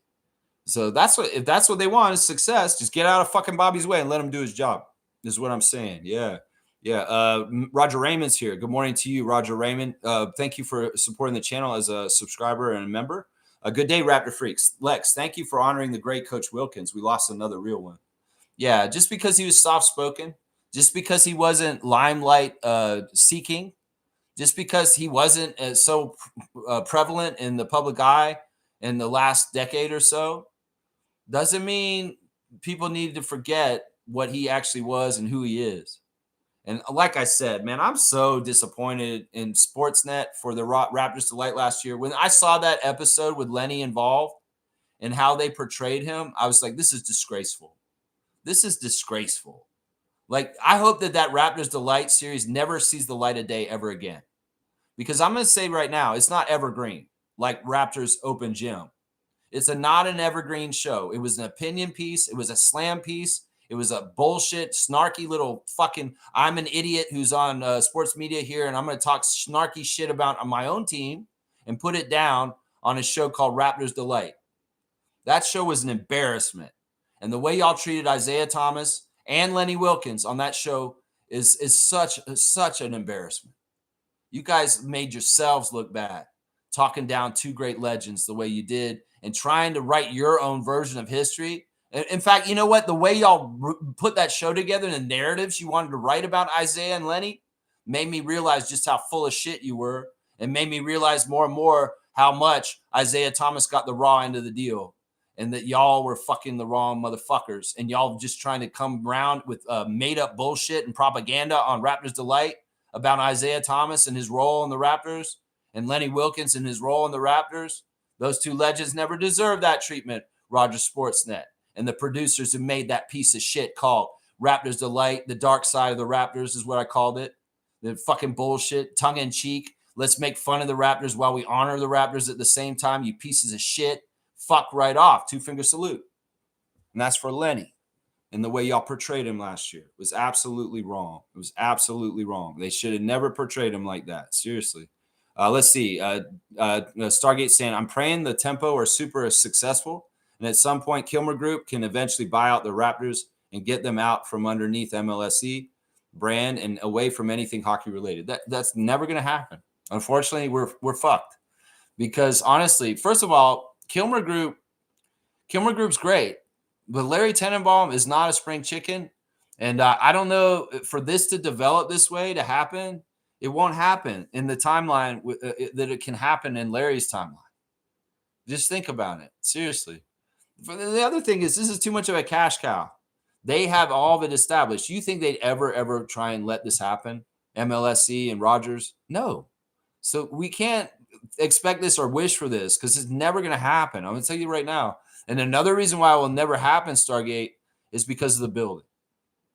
Sadly, the Raptors need to play at Scotiabank Arena. And MLSE ain't going to sell that building. And I don't think Kilmer Group financially would buy the Raptors and then pay all this rent to be in MLSE's building. So it's just not realistic. It's just not realistic, and it's just not going to happen. I'm going to tell you that right now. It's not normal. It's not often that very successful corporations start breaking off pieces of it and start selling it when the cash cow is just going so good. So unfortunately, we're screwed. We're just stuck like this. We just got to be at the mercy of Ed Rogers, hopefully allowing the team to compete like the Blue Jays this year to try and get to the highest levels in the NBA. But yeah, this is never going to happen, Stargate. As much as I can wish for it and want it, the Tempo will never be successful enough for them to take the Raptors from MLSE. I mean, I wish. I mean, what you're saying is something I would love to happen, but I don't think it ever could. Let's see. We got Neil here checking in. Good to see you yesterday, Neil. And he was cool. He got a Leonard Miller rookie card. He got a Kawhi Leonard card from me yesterday. Yeah, he picked some nice ones there. Yeah, let's see. Real Sheer Khan's back. Holy crap. This has been a Raptor Freak MVP in the past. The MVP of Raptors Tonight. We have not seen Raptors Tonight return. Randy Urban, where are you? We're winning again. Get back into the real sports with Leo and Jack and Paul Jones. And yeah, why are you not doing this? Where is Raptors Tonight? Come on now. We want to see Randy Urban give prizes to people who shoot hoops. And I want to see them eat food embarrassingly as they try and talk about basketball at the same time. Leo Routen's never touching the food. Oh, wait, he was always eating the food. Never mind. Sheer Khan, good to see you, man. Good morning, Raptor Freak family. Got a busy day today, but just want to jump in and shout out for the 905 team. Nice to see them prospects popping off to begin the season. Main team needs some help at center and the three-point line. You know, the three-point line is actually pretty good for the main team right now. But the center stuff is definitely right, Shirkan. Definitely right. Yeah, the 905 looked fantastic yesterday. Let's do my stars of the game. My number one star of the game yesterday was Tyreek Key. Tyreek Key was on fire. In fact, I didn't realize sitting at courtside just how much fire Tyreek Key was on. He had his career high. He's never scored this much professionally until yesterday. 24 minutes, 29 points. He outscored his minutes on the court. He only played he played half the game, and he scored 29 points, y'all. Amazing. He had 6 rebounds, 3 assists, 2 steals, no turnovers, and that was highlighted by Lindsey Dunn at the end of the game. He was high usage, high efficiency, and no turnovers. He had the ball a lot, and the game was chaotic, and there were a lot of turnovers in the game, but Tyreek Key was not contributing to any turnovers. As far as things, he was really on 11 of 15 shooting. That's one point he was in the corner next to me, and I said, "Sharpshooter, killing him." He was killing him. He seriously was. I called him sharpshooter whenever he came by near me on the side of the court. Yeah, so 11 of 15, 3 of 4 from 3, 2 of 3, and plus 22, 2 of 3 at the free throw line. Yeah, Tyreek was hitting the floor. He was getting after it. He was enjoying himself, and he had a good time. He got the interview after the game. But I have to say this, Tyreek, you're not a very good interview. In some ways, you're very matter of fact and just kind of like, yeah. And in some ways, it's like you're a tough interview. I will say that. But you're a fantastic player, getting 29 points yesterday. And in some ways, I'll always remember the game that Tyreek Key got his 29 career high on Raptors 905 because I was there at courtside. And it was awesome, man. That was so good. Second star of the game for me last night is Jarkel Joyner, actually. I'm going to give it a Joyner. And it's partly because of my own little personal talking to him. And he really was playing all out. I mean, I feel like Jarkel, a revenge game against a former team is an important thing. 20 minutes for Jarkel. He got 15 points. He scored, he got a 1 rebound, 3 assists, 0 turnovers. He did get a block, too. He shot 6 of 11, which is great for a volume scorer guy like him. He's a baller. In some ways, he's the Javon Freeman Liberty of this year. But you know what? I like him. So I don't think I'm going to go in on him like I did Kennedy Chandler and Javon Freeman Liberty in the last 2 years. I think Jarkel's cool. In some ways, he's shown a proclivity in the first 2 games of the season to be a team player and kind of take a step back from what he did last year for College Park. Because last year, he was everything for them. He's like a 30-point scorer and basically running that SkyHawks team last year. Well, they discarded him, and he had a revenge game, and he confirmed it to me because he pointed to me after I said, Jarkel's revenge games this weekend. And he pointed, he's like, that's it. He went, he shook his hand like, that's it. That's it. Yep, you got it. You got it. So, yeah, I like Jarkel. In some ways, I'm going to go easy on him just from interacting with him. Seriously. 28 minutes, 20 minutes, 15 points. And, yeah, just a good job by Jarkel Joyner. Third star is Juju Reese. Juju Reese, a double-double. He's looking a little bit like his sister in the game with the rebounding, like Trevor said. 28 minutes for him, 12 points with 14 rebounds. He was cleaning it up. In some ways, if he wasn't so green, if he wasn't such a project, because he's got a lot of mistakes still. And it's funny when he falls on the floor with other players. He's a very big guy. He rebounded so well. Could he help the Raptors main squad? I don't know. He's just so green. Colin Murray Boyles is making a lot of rookie mistakes already. If you brought Julian Reese up to the Raptors, he'd probably make 10 times even more. So I don't know if it's feasible to actually call up Reese right now, but give him some time. Let's see how he develops over the year, and maybe he'll be more trustworthy as a player. But man, 14 rebounds? He was cleaning up the boards for the 905 yesterday. 2 assists also, 2 turnovers, and a block. He was 4-6 from the field, and he made both his free throws, a plus 20 with 12 points and 14 rebounds. Yeah, Julian Reese, cool, man. And like I said, you're a modest kid. I like that. And yeah, any advice Angel's giving you, yeah, because she's a double-double machine herself. That's right. 4th star of the game. I'm going 7 stars, guys, is Brampton's own A.J. Lawson. In some ways, I was relishing A.J. During the game. I was yelling, Badman, Badman, over and over again. He'd do something in the game. I'd yell, Badman, Badman. I kept saying that during the game. It was hilarious. It's hilarious. And he smiled at me at one point because I was saying it. So, yeah, I recognize the Badman that A.J. Lawson was in this game yesterday. 29 minutes, 20 points, 2 rebounds, 6 assists, 1 steal, 3 turnovers, 50% from the field, 6 of 12, 1 for 5 from 3, though, and 4 of 5 at the free throw line, a plus 15. AJ had that one dunk that was really nice, and it was so awesome to see. I almost had the picture of it, but I didn't get it in time. It's so tough to be an NBA photographer. Seriously, I can tell from sitting at courtside, it's all blurry, and it's really hard to get a good picture. I think they have better cameras than you, Lex. That's why. But yeah, AJ Lawson, you are my hero, and you're a bad man. Very, very bad man. Very bad man. Next star, 5th star of the game, Tyson Degenhart. This guy's cool, man. He's been the 5th star of the game the first 2 games, and I like what he's doing. He was perfect from the field yesterday. 20 minutes for Tyson, 10 points, 3 offensive rebounds, 5 rebounds altogether, 3 assists also, and a steal, 2 turnovers. He's stat stuffing. 3 of 3 from the field, including 2 of 2 from 3. He's money for 3. In fact, that's what made the College Park SkyHawks father that was sitting next to us leave, is that Degenhart was getting open for 3 right around when he left. And I said, that's money. And I'd called money before he even caught the ball. I was like, oh, Tyson's going to hit a 3 right here because he's good for that. And I said that, and then the guy got up and he walked out. He walked out. It's like, oh, he's money. I would yell things like money or all day. And then people like Tyson Degenhart and Tyreek Key and Elijah Martin would make me look good because they'd hit that shot right when I said it. I say it right when they're releasing. I'm saying all day. I say it real loud. Like the players could be saying it for themselves, but I'm saying it for them. It was fun, man. It was fun. Yeah, but yeah, Tyson Degenhart is really, really cool player. Honestly, he's useful, and he gets after it, and he's got a really good 3-point shot, and he's a scrappy guy. Like he's getting after loose balls, and he's making things happen. So he played a really solid game overall. Very efficient. He didn't miss any shots. So what's not to like? The 6th star is Elijah. We had 7 Raptor 905s with double digits. And Elijah Martin in 26 minutes, 13 points, 1 rebound, 2 assists, 1 steal, 1 block, 2 turnovers, 5 of 9 from the field, shooting 56%, 3 of 5 from 3.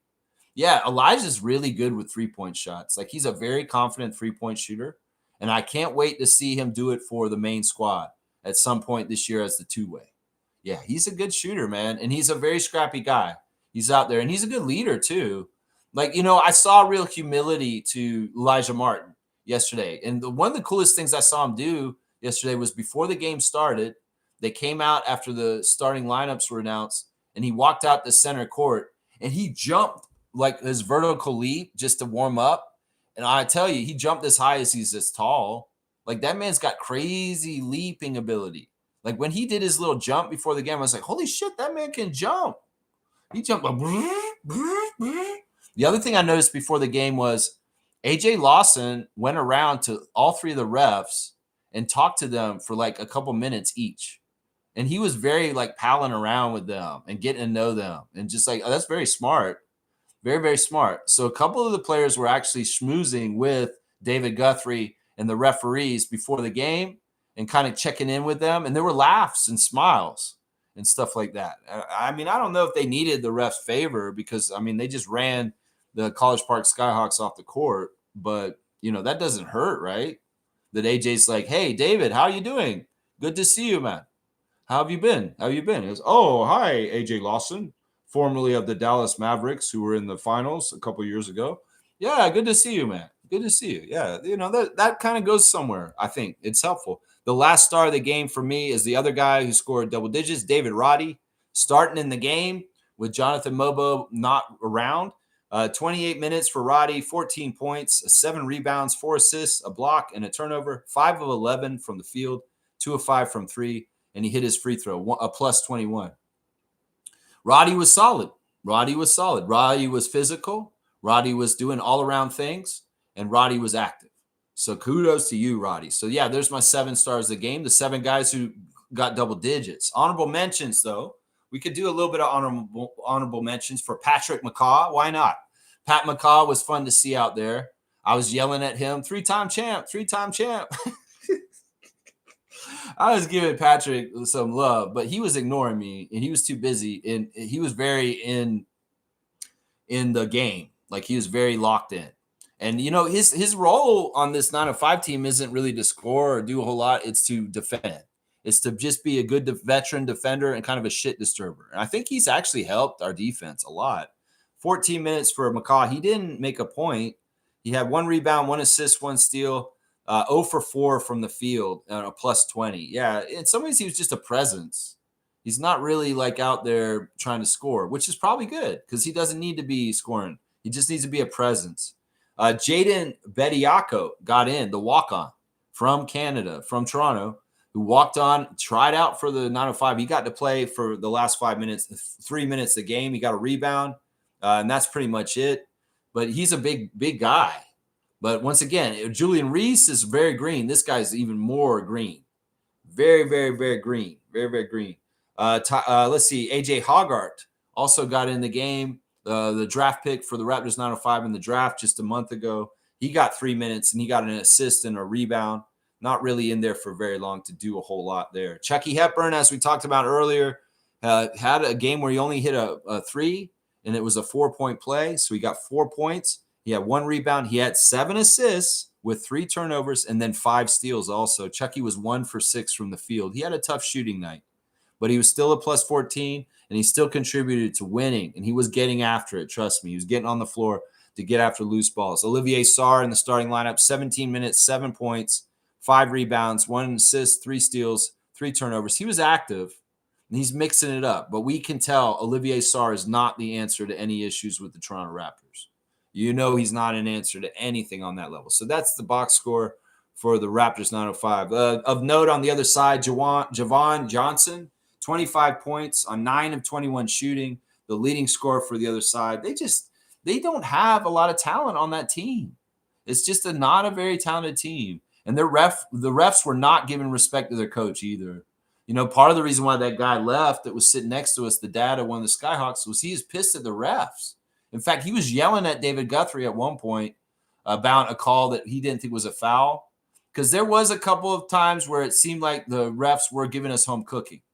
And I even admitted to the guy, said, yeah, they are kind of favoring us right now. I admitted to that guy because there was a lot of calls that were going the Raptors 905 way. But I think it's because they were working hard and they were getting after it. And in some ways, that was part of it. But, yeah, big time win, 2-0, Raptors 905 at this point. It's awesome, man.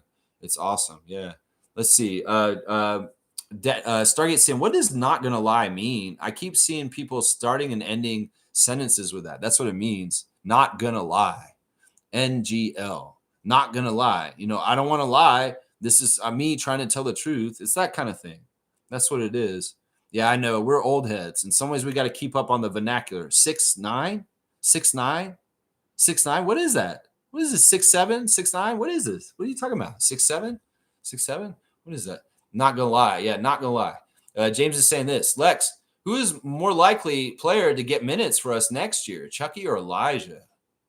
It's an interesting thing between the two of them. They're very, very different. And I think that in some ways, the more useful player is Chucky, but in some ways, the higher ceiling may be with Elijah. It's a tough thing to say. In some ways, I hate to say this. I kind of wish the Raptors had drafted a center instead of Elijah Martin in the second round of the draft this year. I mean, in some ways, it would have looked really nice if they drafted Yannick Coden Niederhauser or something like that, or Rocco Zerkowski, or one of those guys. If they had been available around that draft pick, in some ways, I wish they had picked the center there. But they picked Elijah, and the reason why they picked Elijah is because he's a winner, because he's a very supreme athlete. He's got a lot of interesting things that are possible, but in some ways, there's a lot of things that are kind of in his way too. And I've kind of talked about them on this channel. He's not necessarily the right position for his body. And I don't know. If I was him, I'd start pivoting to try and play more point guard, but he's just not naturally a point guard. He's a shooting guard, but he's short for shooting guard in the NBA. It's just a tough thing. In some ways, Chucky may be more helpful to the Raptors in the future because his stealing stuff is just off the charts. And he is a classic point guard who can actually play the point guard position the way it's supposed to be played. Elijah can't necessarily do this. So it's tough, man. It's tough. I want to see Elijah Martin be very, very successful. But in some ways, he's not built for success in the NBA world. In some ways, that sucks, man. It sucks. Stargate saying it means not gonna lie. Yeah, that's what it means. Not gonna lie. Yeah, but why would you? Never mind. Shaking my head. SMH. Shaking my head. I didn't know what SMH meant for the longest time. I just kept seeing SMH. I'm like, why does this mean SMH? Oh, shaking my head. Yeah, I mean, there's these acronyms. It just shows the laziness of the new generation. In some ways, our generation, Generation X, is one of the weirdest generations because they're a bridge generation from the old ways to the new era. And in some ways, we were all still taught before cell phones with, card catalogs and different things, dial-up phones. There's a whole bunch of skills that we learn that are absolutely still useful that the young kids just don't learn anymore. And they're shortening stuff. And they're doing things like SMH and NGL and all this stuff. I don't know. It's a weird world we're going towards. And acronyms and short form talking that way. I mean, maybe it's expediting time and young people are quicker to communicate and they can get across more with just a couple of letters. But in some ways, there's also an art to, I don't know, the other way, the old way. I don't know. Acronyms are weird in texting. I get it. You don't want to hit all those buttons and you just want to hit like 3 real quick instead of writing all out, not going to lie. I get it. I don't know. It's a weird thing. We're Gen Xers. We're the bridge. We're the people that are kind of the most in the middle of the changes because we really were grown up in the other world that's not here anymore. It's a totally different world we're going into, guys. And it's a weird, weird thing, man. It's a weird thing. Trevor's saying this. Is those 905 games, is this the tournament or regular season games? So the beginning of the 905 season is the tip-off tournament. And these are basically all the games count on this. Our record counts as for the Showcase Cup, which is going to go down around when the NBA in-season tournament is going down. And basically, the teams that have the best record get to go to this tournament, just like the in-season tournament, and play for a championship in the G League before. And it's like the G League season is cut in half. There's the tip-off tournament part, which is the first half of the season. And then after that's over, we actually start the regular season of the G League around Christmas. So this is all a big tournament right now that the Raptors 905 are in. So being 2-0 and having a point differential also matters too in these games. So winning by 30 and being 2-0 is really helpful to being in the Showcase Cup in the G League. So we'll see how it goes. Yes, Trevor. Yes. All of these games count towards that tournament up until that tournament gets played. There's not special games that are one and not the other. No, all the games for G League count towards this record and whether they can go to Vegas. I think they play in Vegas. It's either Vegas or Orlando where they play the G League Showcase Cup. Yeah. Yeah. Let's see. Seymour saying, I said it looked like the refs were betting. What don't you get? What don't you get? I said it looked like the refs were betting. I don't think it's just IQ that needs to work on his release. Laugh out loud. Y'all too stressed out. Release energy. Wait, what are you talking about? Am I missing comments that I didn't see? or something like that. I think I got all the comments above. I'm not totally getting what you're talking about, Seymour. The refs were betting. Which refs? In which game? Oh, you mean the Philadelphia game? No, man, I'm on 905. We reacted to the Philly game yesterday. If you weren't here, I'm sorry. But yeah, I'm not thinking about Philadelphia at all at this point. I've washed my brain of that game against Nick Nurse and Embiid from Saturday. I don't have that memory in my head anymore. I'm on a 905 yesterday right now. But yeah, I don't know what the refs were doing on Saturday night. Let me try and think. Who was the refs again? It was Zarba. Wasn't it Zarba?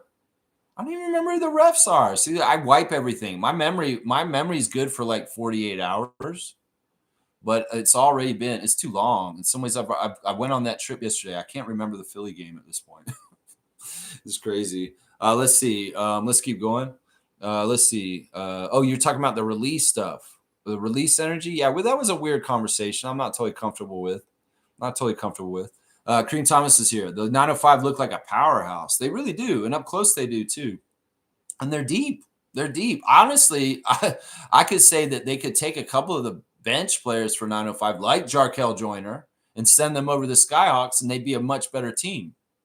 I bet you our bench players could have beaten the starters from the SkyHawks. They're just really bad. Like they don't. I saw them on paper. I was like, this team is horrible. And I mean, a lot of G League players, you just don't know the names. But this was even a whole other level of I don't know these names.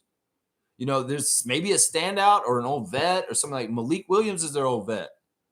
But I'm like, yeah, this is a bad team. I called it before we even played them on Friday. That the SkyHawks are very bad. They're one of the worst G League teams right now. They really are. We're going to see much better test against the Maine Celtics, which is the next game of our 905. I believe it's Wednesday, and it will be in Mississauga also. They have a 3-game homestand to start the season, and the game against the Maine Celtics on Wednesday will be much tougher, and we'll just have to see how they go against that. Yeah, that's right. I did not see Ulrich yesterday. I tried to look for him. I looked around for Shamshay. I wanted to go and talk to him if I saw him, but alas, I did not see him. I did see our security guy, Mark, sitting behind the Raptors 905 bench and looking out for them. He's like the John Attilia of the Raptors organization at this point. I did see Mariah Amber at the game. She was, she's not doing in-game op stuff like on the mic like she does at Scotiabank. Her role at 905 games is she's the dance coordinator. And she runs all the halftime dance teams, and she comes out with a headset and she kind of like gets it all organized, and she's kind of running and I said something to her. I was leaving the game. I said, the fantastic Mariah Amber. And she's like, oh, thank you. And she blushed.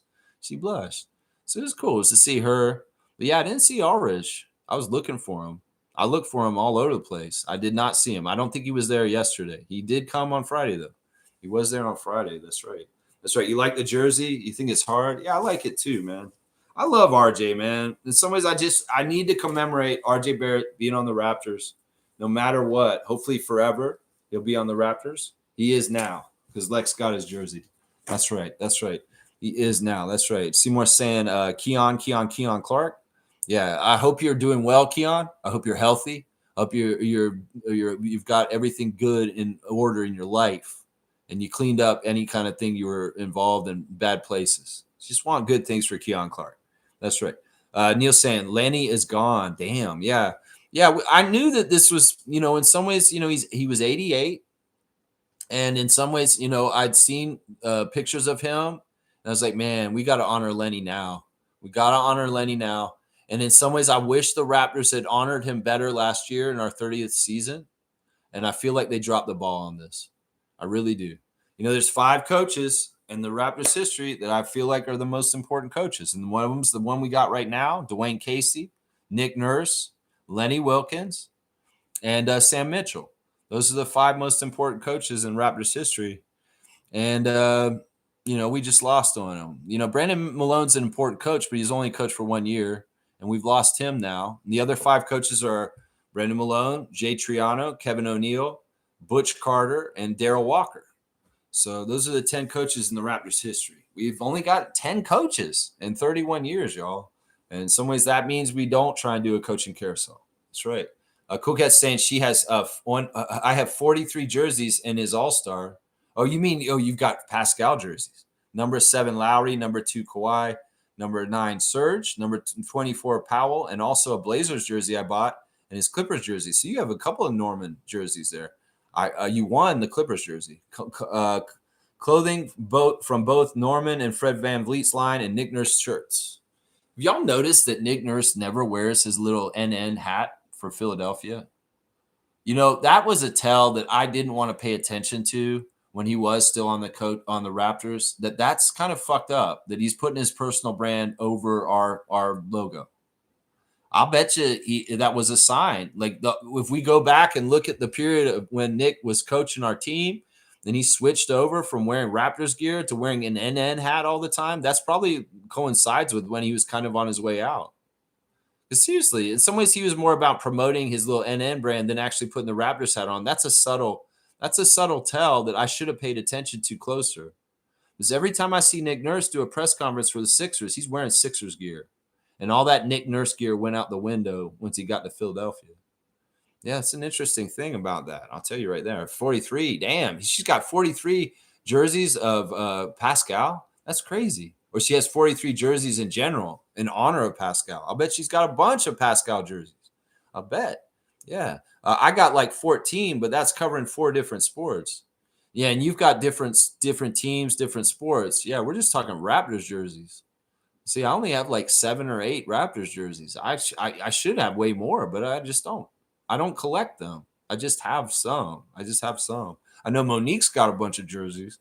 I know that. Monique's probably got a bunch of jerseys. That's right. Kaz is here. Good morning, Lex from Raptor Free Crew. Good morning to our WNBA fantasy champion.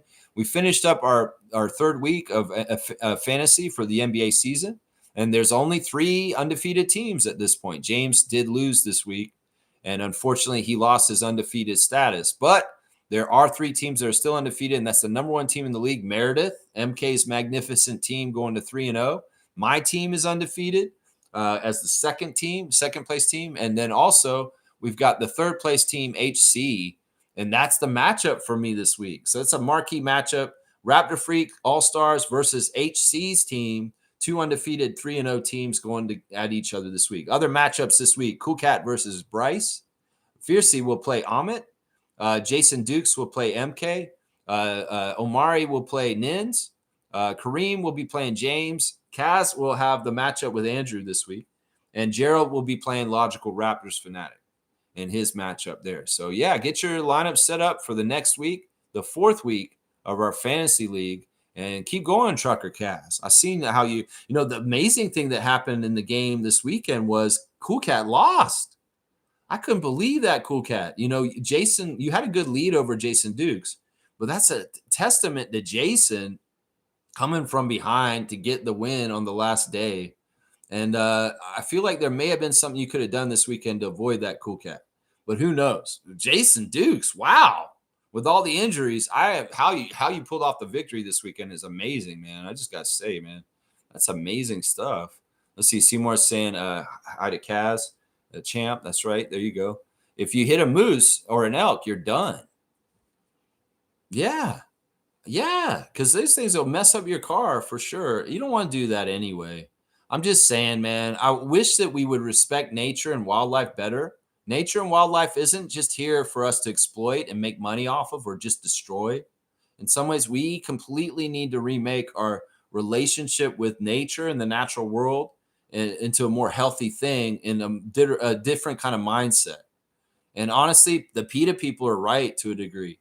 In some ways, the animals have feelings. When you kill them, you hurt them, when you take them away from each other, you're doing it just like families.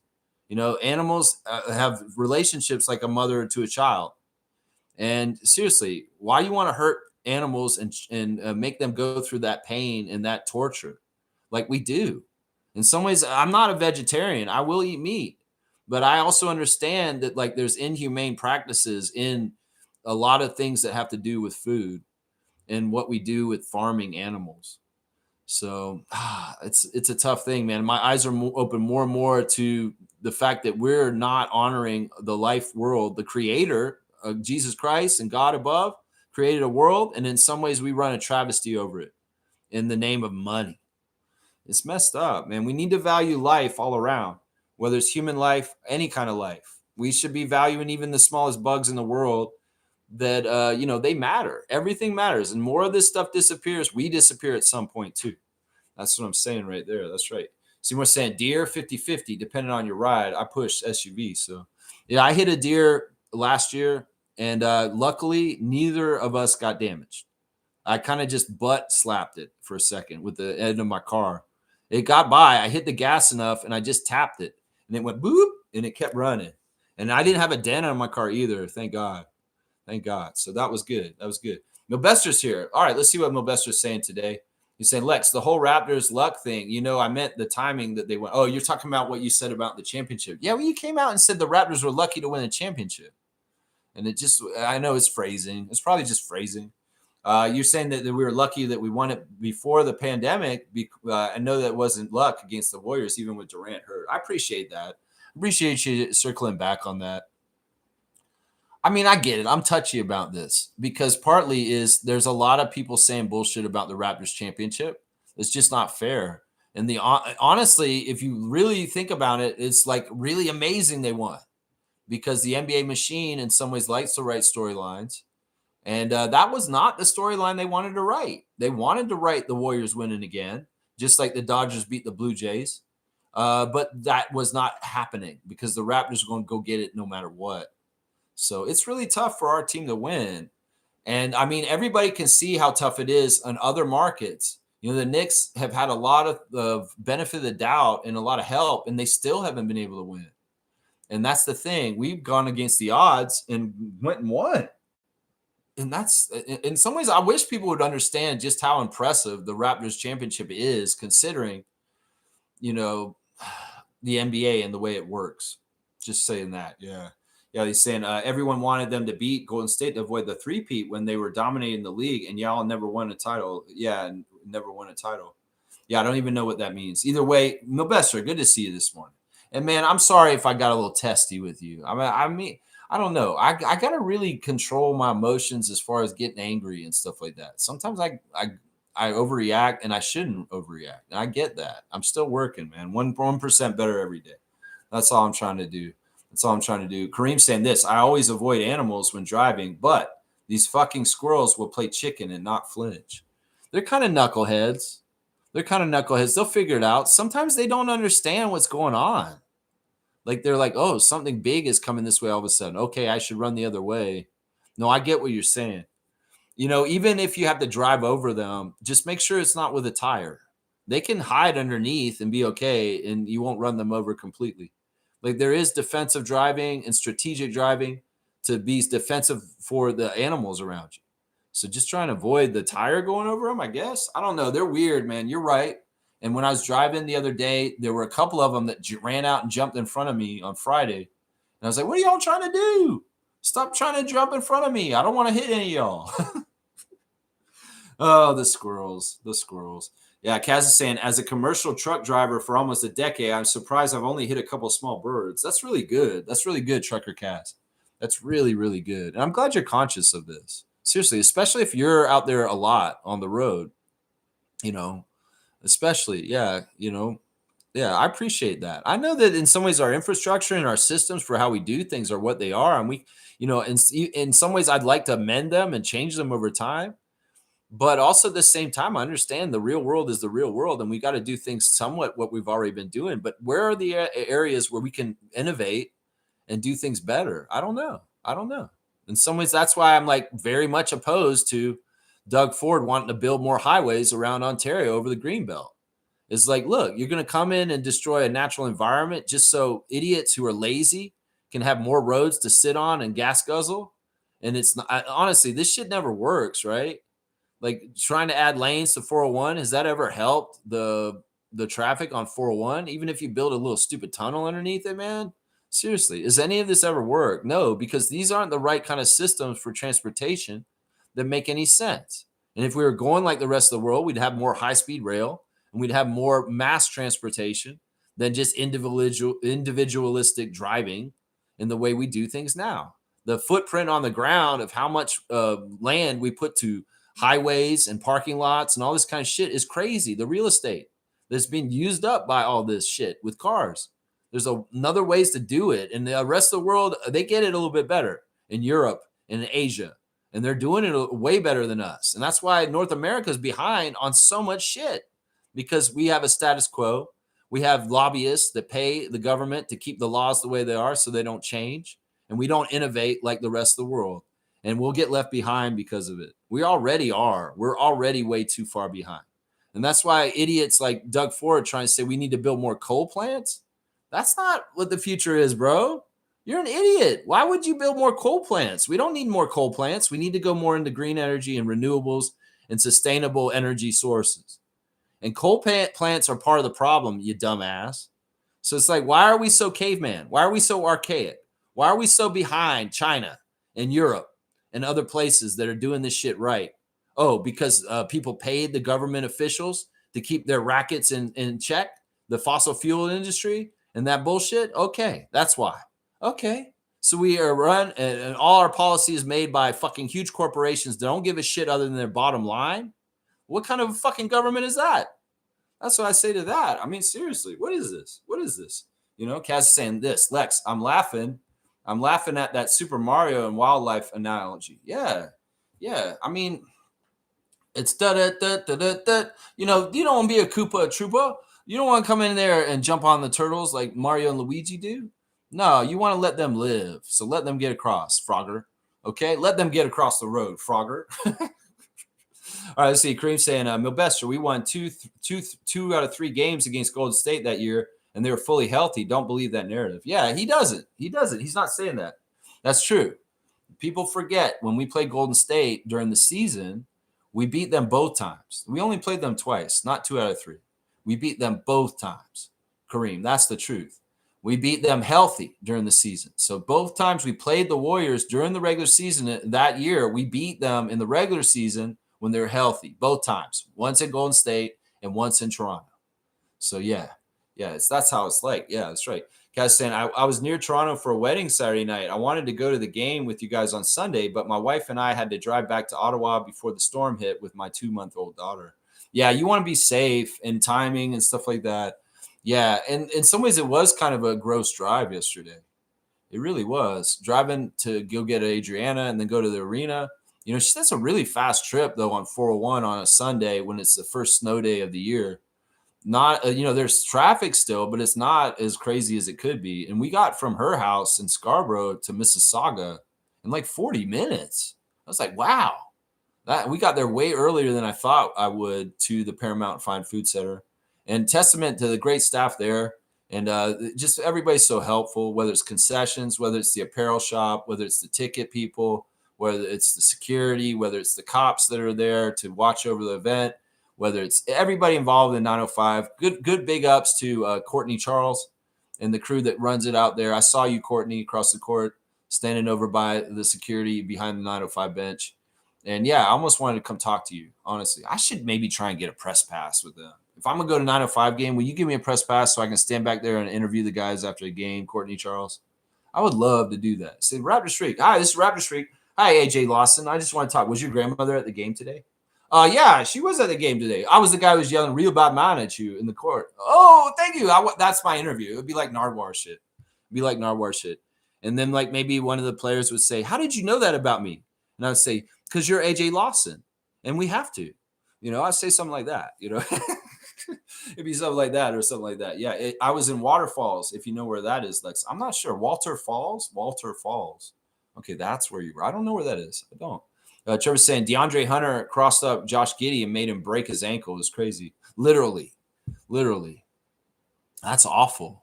Josh Giddey's having a great year. Triple-double machine. The Bulls are doing really well. But he got crossed up and he broke his ankle. Literally. That's not just a figure of speech. That's just not somebody saying, oh, you broke his ankles.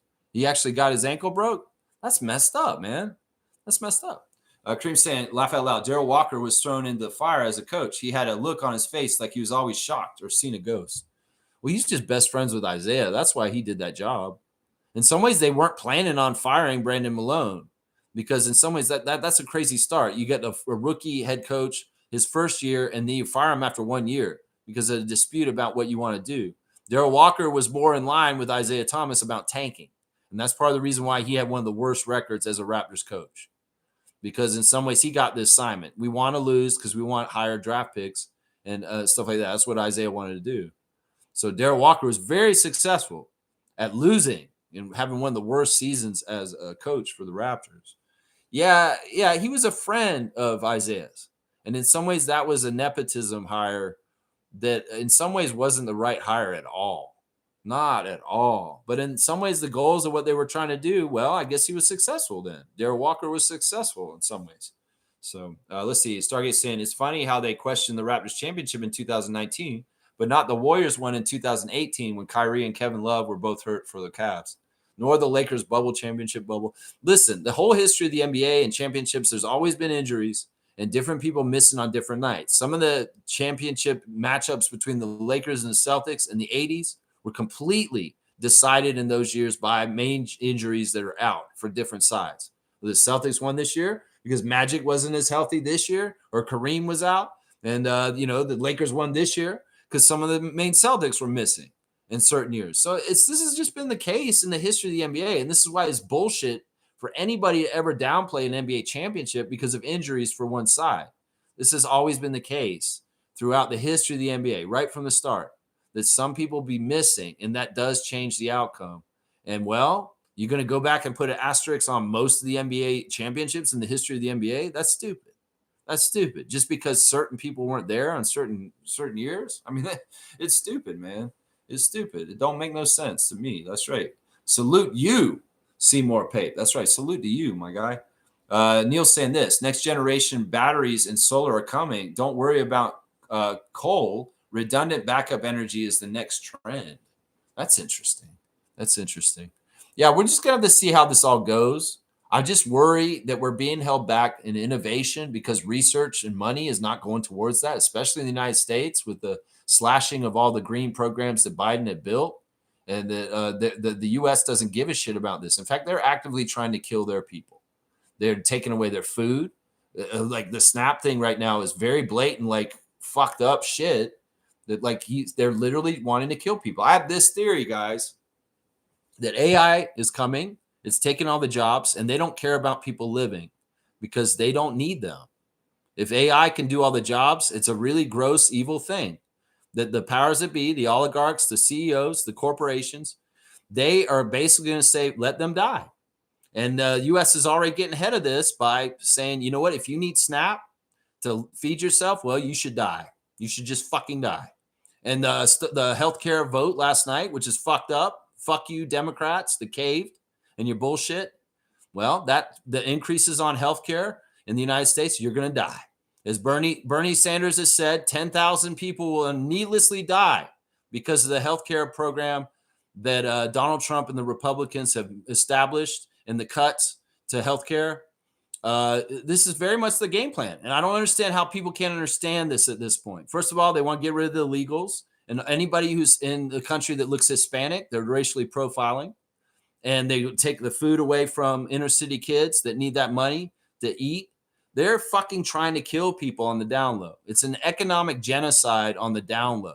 It's an economic warfare on the down low. And these fucking evil ass pieces of shit, in some ways, they're sadistically getting pleasure from it as cruel ass pieces of shit. You know, the Republicans right now, the judges told them to feed the people and put SNAP back out there. So they did.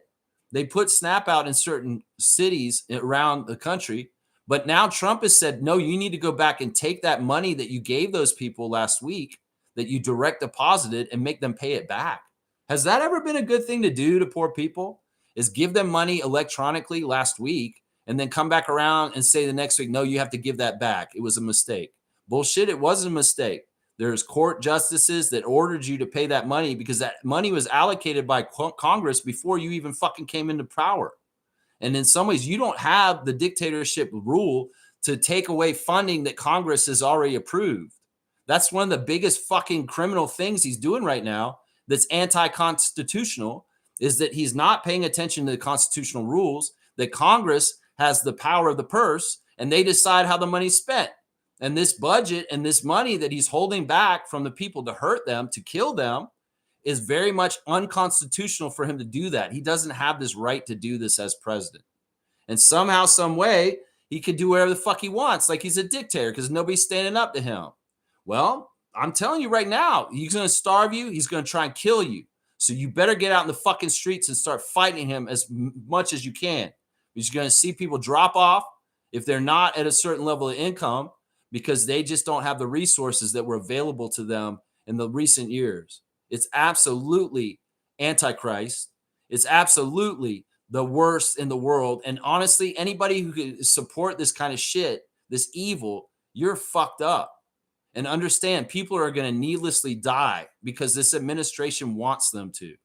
They're racist. They want people of color to die. They want poor people to die because in some ways they realize they don't need y'all anymore because the new society has AI and a lot of shit that can be done by people will not be needed anymore.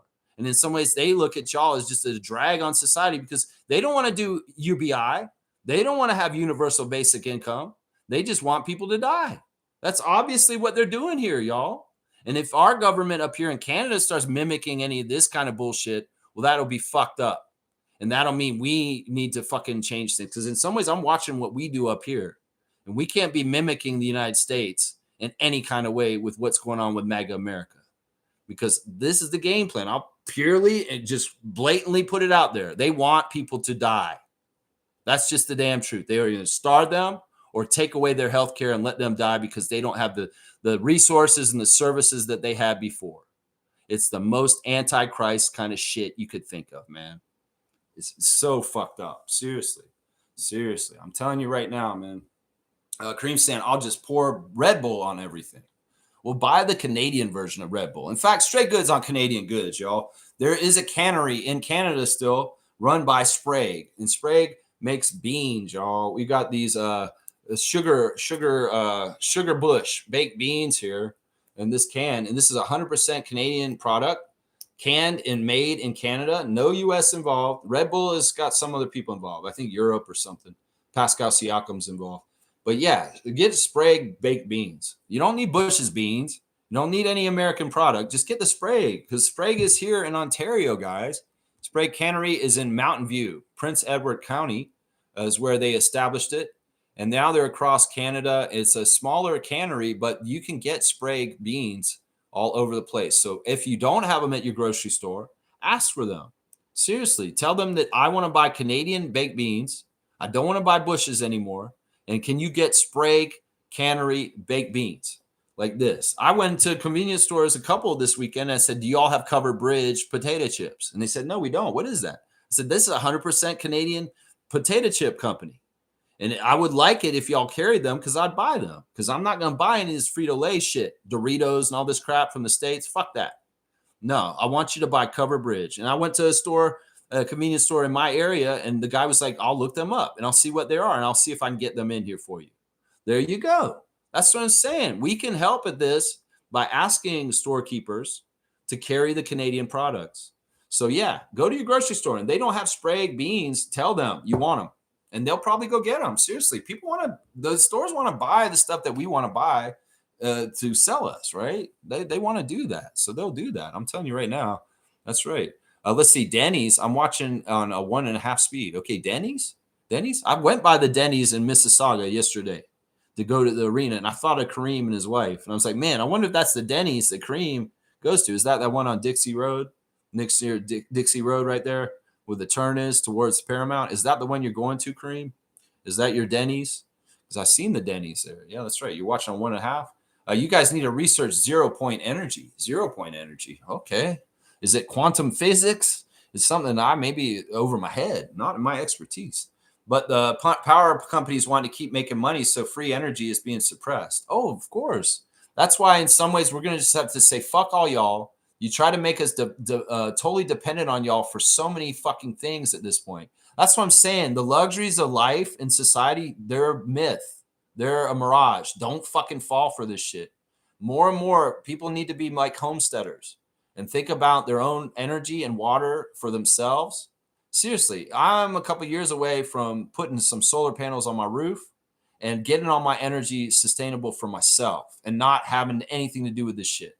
They see this stuff. They want their racket. They want their status quo, and they hold it off. And they don't want this shit to change because they like making money in a game rigged system, even if it's not the best system for everybody to have. They've never given a shit about the consumer. They've only cared about bottom line and making profit. And that's why capitalism's been the ruin of the whole society, because at a certain point, it absolutely kills itself. And well, we're getting closer to those points in our society right now. And that kind of mentality is fucked up. And well, that's what I'm saying. We got to be more on our own at some point. Individuals, grow your own food, get your own water source, get your own power source, and get off the grid. Because in some ways, I can see how things are going and where things are heading. And in some ways, you want to have more independence and autonomy for yourself. You need to build it and start learning the skills and stop fucking door dashing everything. Stop making this world of convenience your world, because when everything changes, your world's going to come crashing down and you will not be able to get your little lattes at Starbucks. You will not be able to get a DoorDash driver to bring you your lunch. You will need to fucking fend for yourself. And how good are you going to be at that? So you better start learning skills now. Just like Lex has been trying to learn how to garden more and more in the last couple of years, to grow his own damn food. Because I'm telling you, this is where we're heading. A system's collapse because people got too greedy. Some people will be saying, you know what, I'm opting out more and more and getting more independent, and they will be better off for it. Trust me. Because when the shit hits the fan and everything comes crumbling down, how much of your skills matter in that situation? That's what I'll ask you right now. That's what I'll ask you. Because there is really world problems with food scarcity. You know, places that have drought and famine, they go through it. And, you know, we're lucky. We're in a part of the world that's very rich and has a lot of money and things are okay. But that's not always guaranteed and good for forever. You know, we need to be ready just in case, because climate change will change things and make it harder in certain ways. And we all got to be prepared. I'm telling you, man, I'm not trying to be a doomsday person. I'm just reading the room. And stuff like what he just said is that they don't want us to have independence for ourselves. He's right. And that's why you fight the system by having more independence. That's the way you beat it. That's right. You have to have more independence going forward. I'm telling you. All right, let me do the team stats for the game last night. We'll finish up and get out of here very shortly. Very, very shortly. Let me see. I got to do a lot of tabs still, actually. Let's see. All right, team stats for the 905 College Park game. It's just really lopsided in some ways. The Raptors 905 shot 52%, and they only shot 39.5%. We did way better at threes. We shot 46%. They shot 34%. They were horrible at the free throw line. The College Park SkyHawks, they shot 53% at the free throw line. We shot 87%, which is fantastic. We out-rebounded them 45-39. The assist to turnover ratio was 33-18 for the Raptors and 24-23 for the SkyHawks.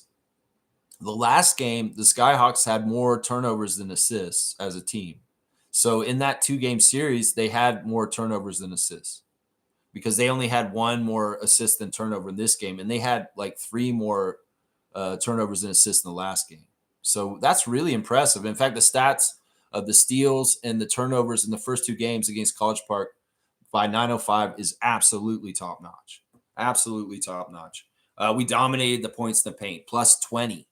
In the paint, 48-28. Yeah, just good stuff. The refs called it down the middle, 27 fouls on both teams. 27 fouls on both teams. So just a good job by the Raptors 905 in general. I guess we're right at 2 hours. Maybe I should finish up really fast here. Raptors Reddit, do I even want to care? Some people's ranting about the Brandon Ingram bottle throw. Let's just see this again.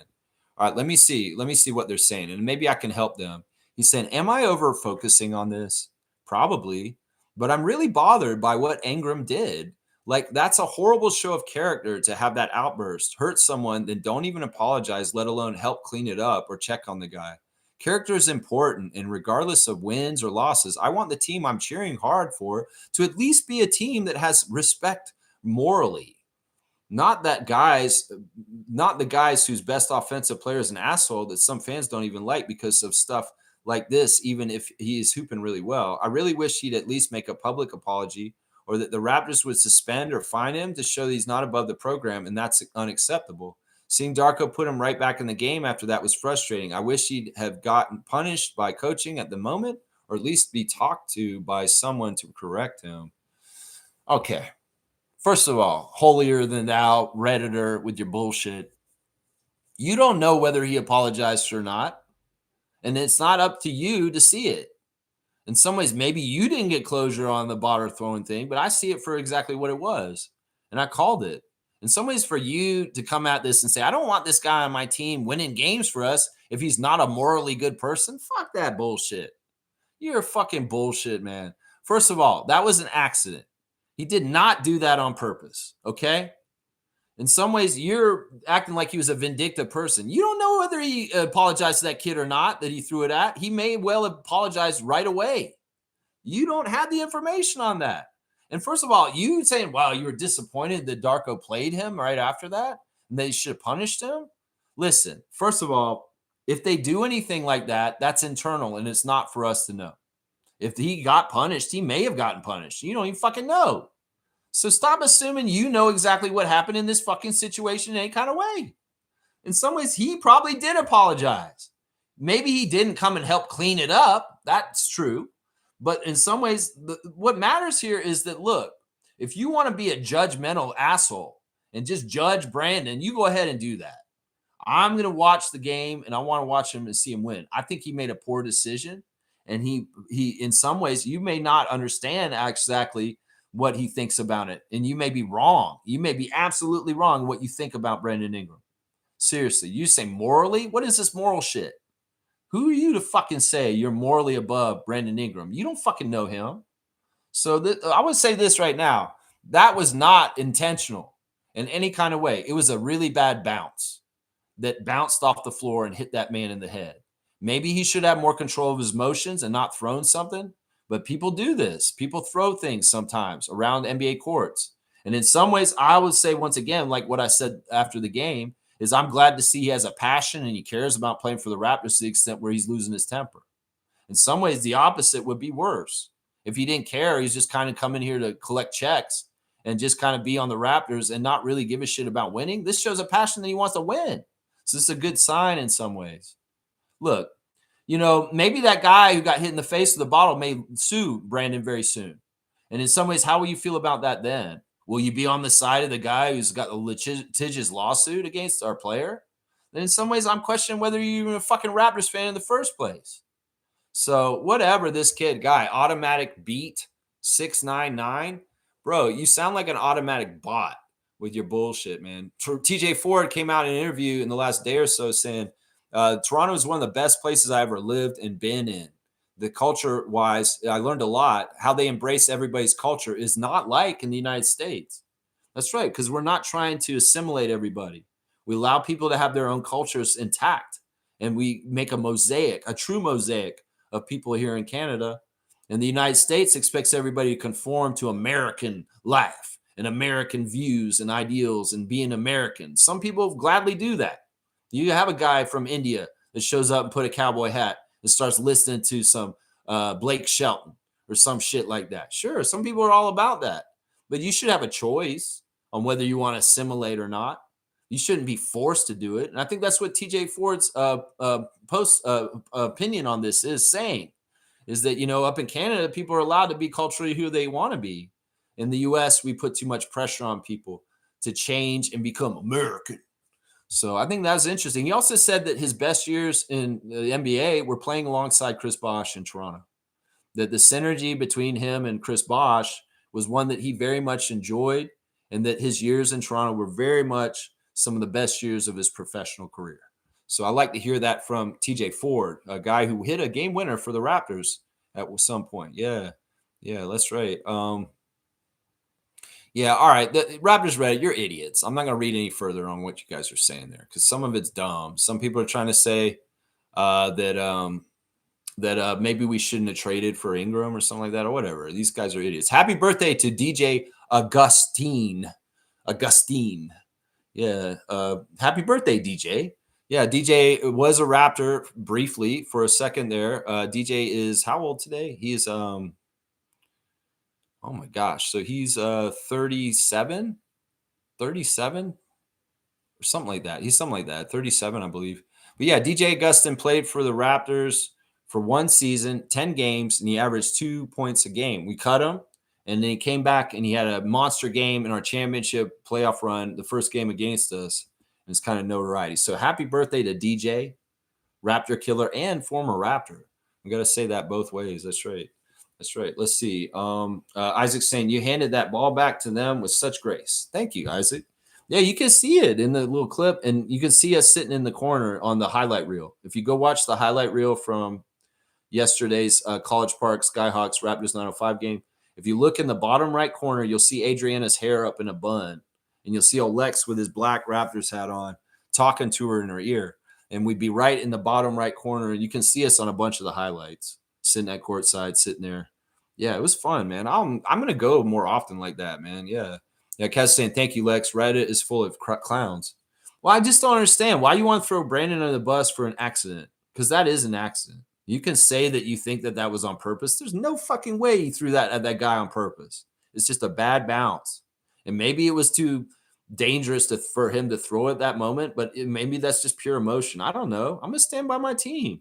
And in some ways, this is a molehill. You want to make a mountain out of it, Raptors Reddit? You want to make a mountain out of it? You're holier than thou fucking pieces of shit in Raptors Nation that think you're so much better than everybody, holding everybody's standards like you're perfect and your shit don't smell? Seriously.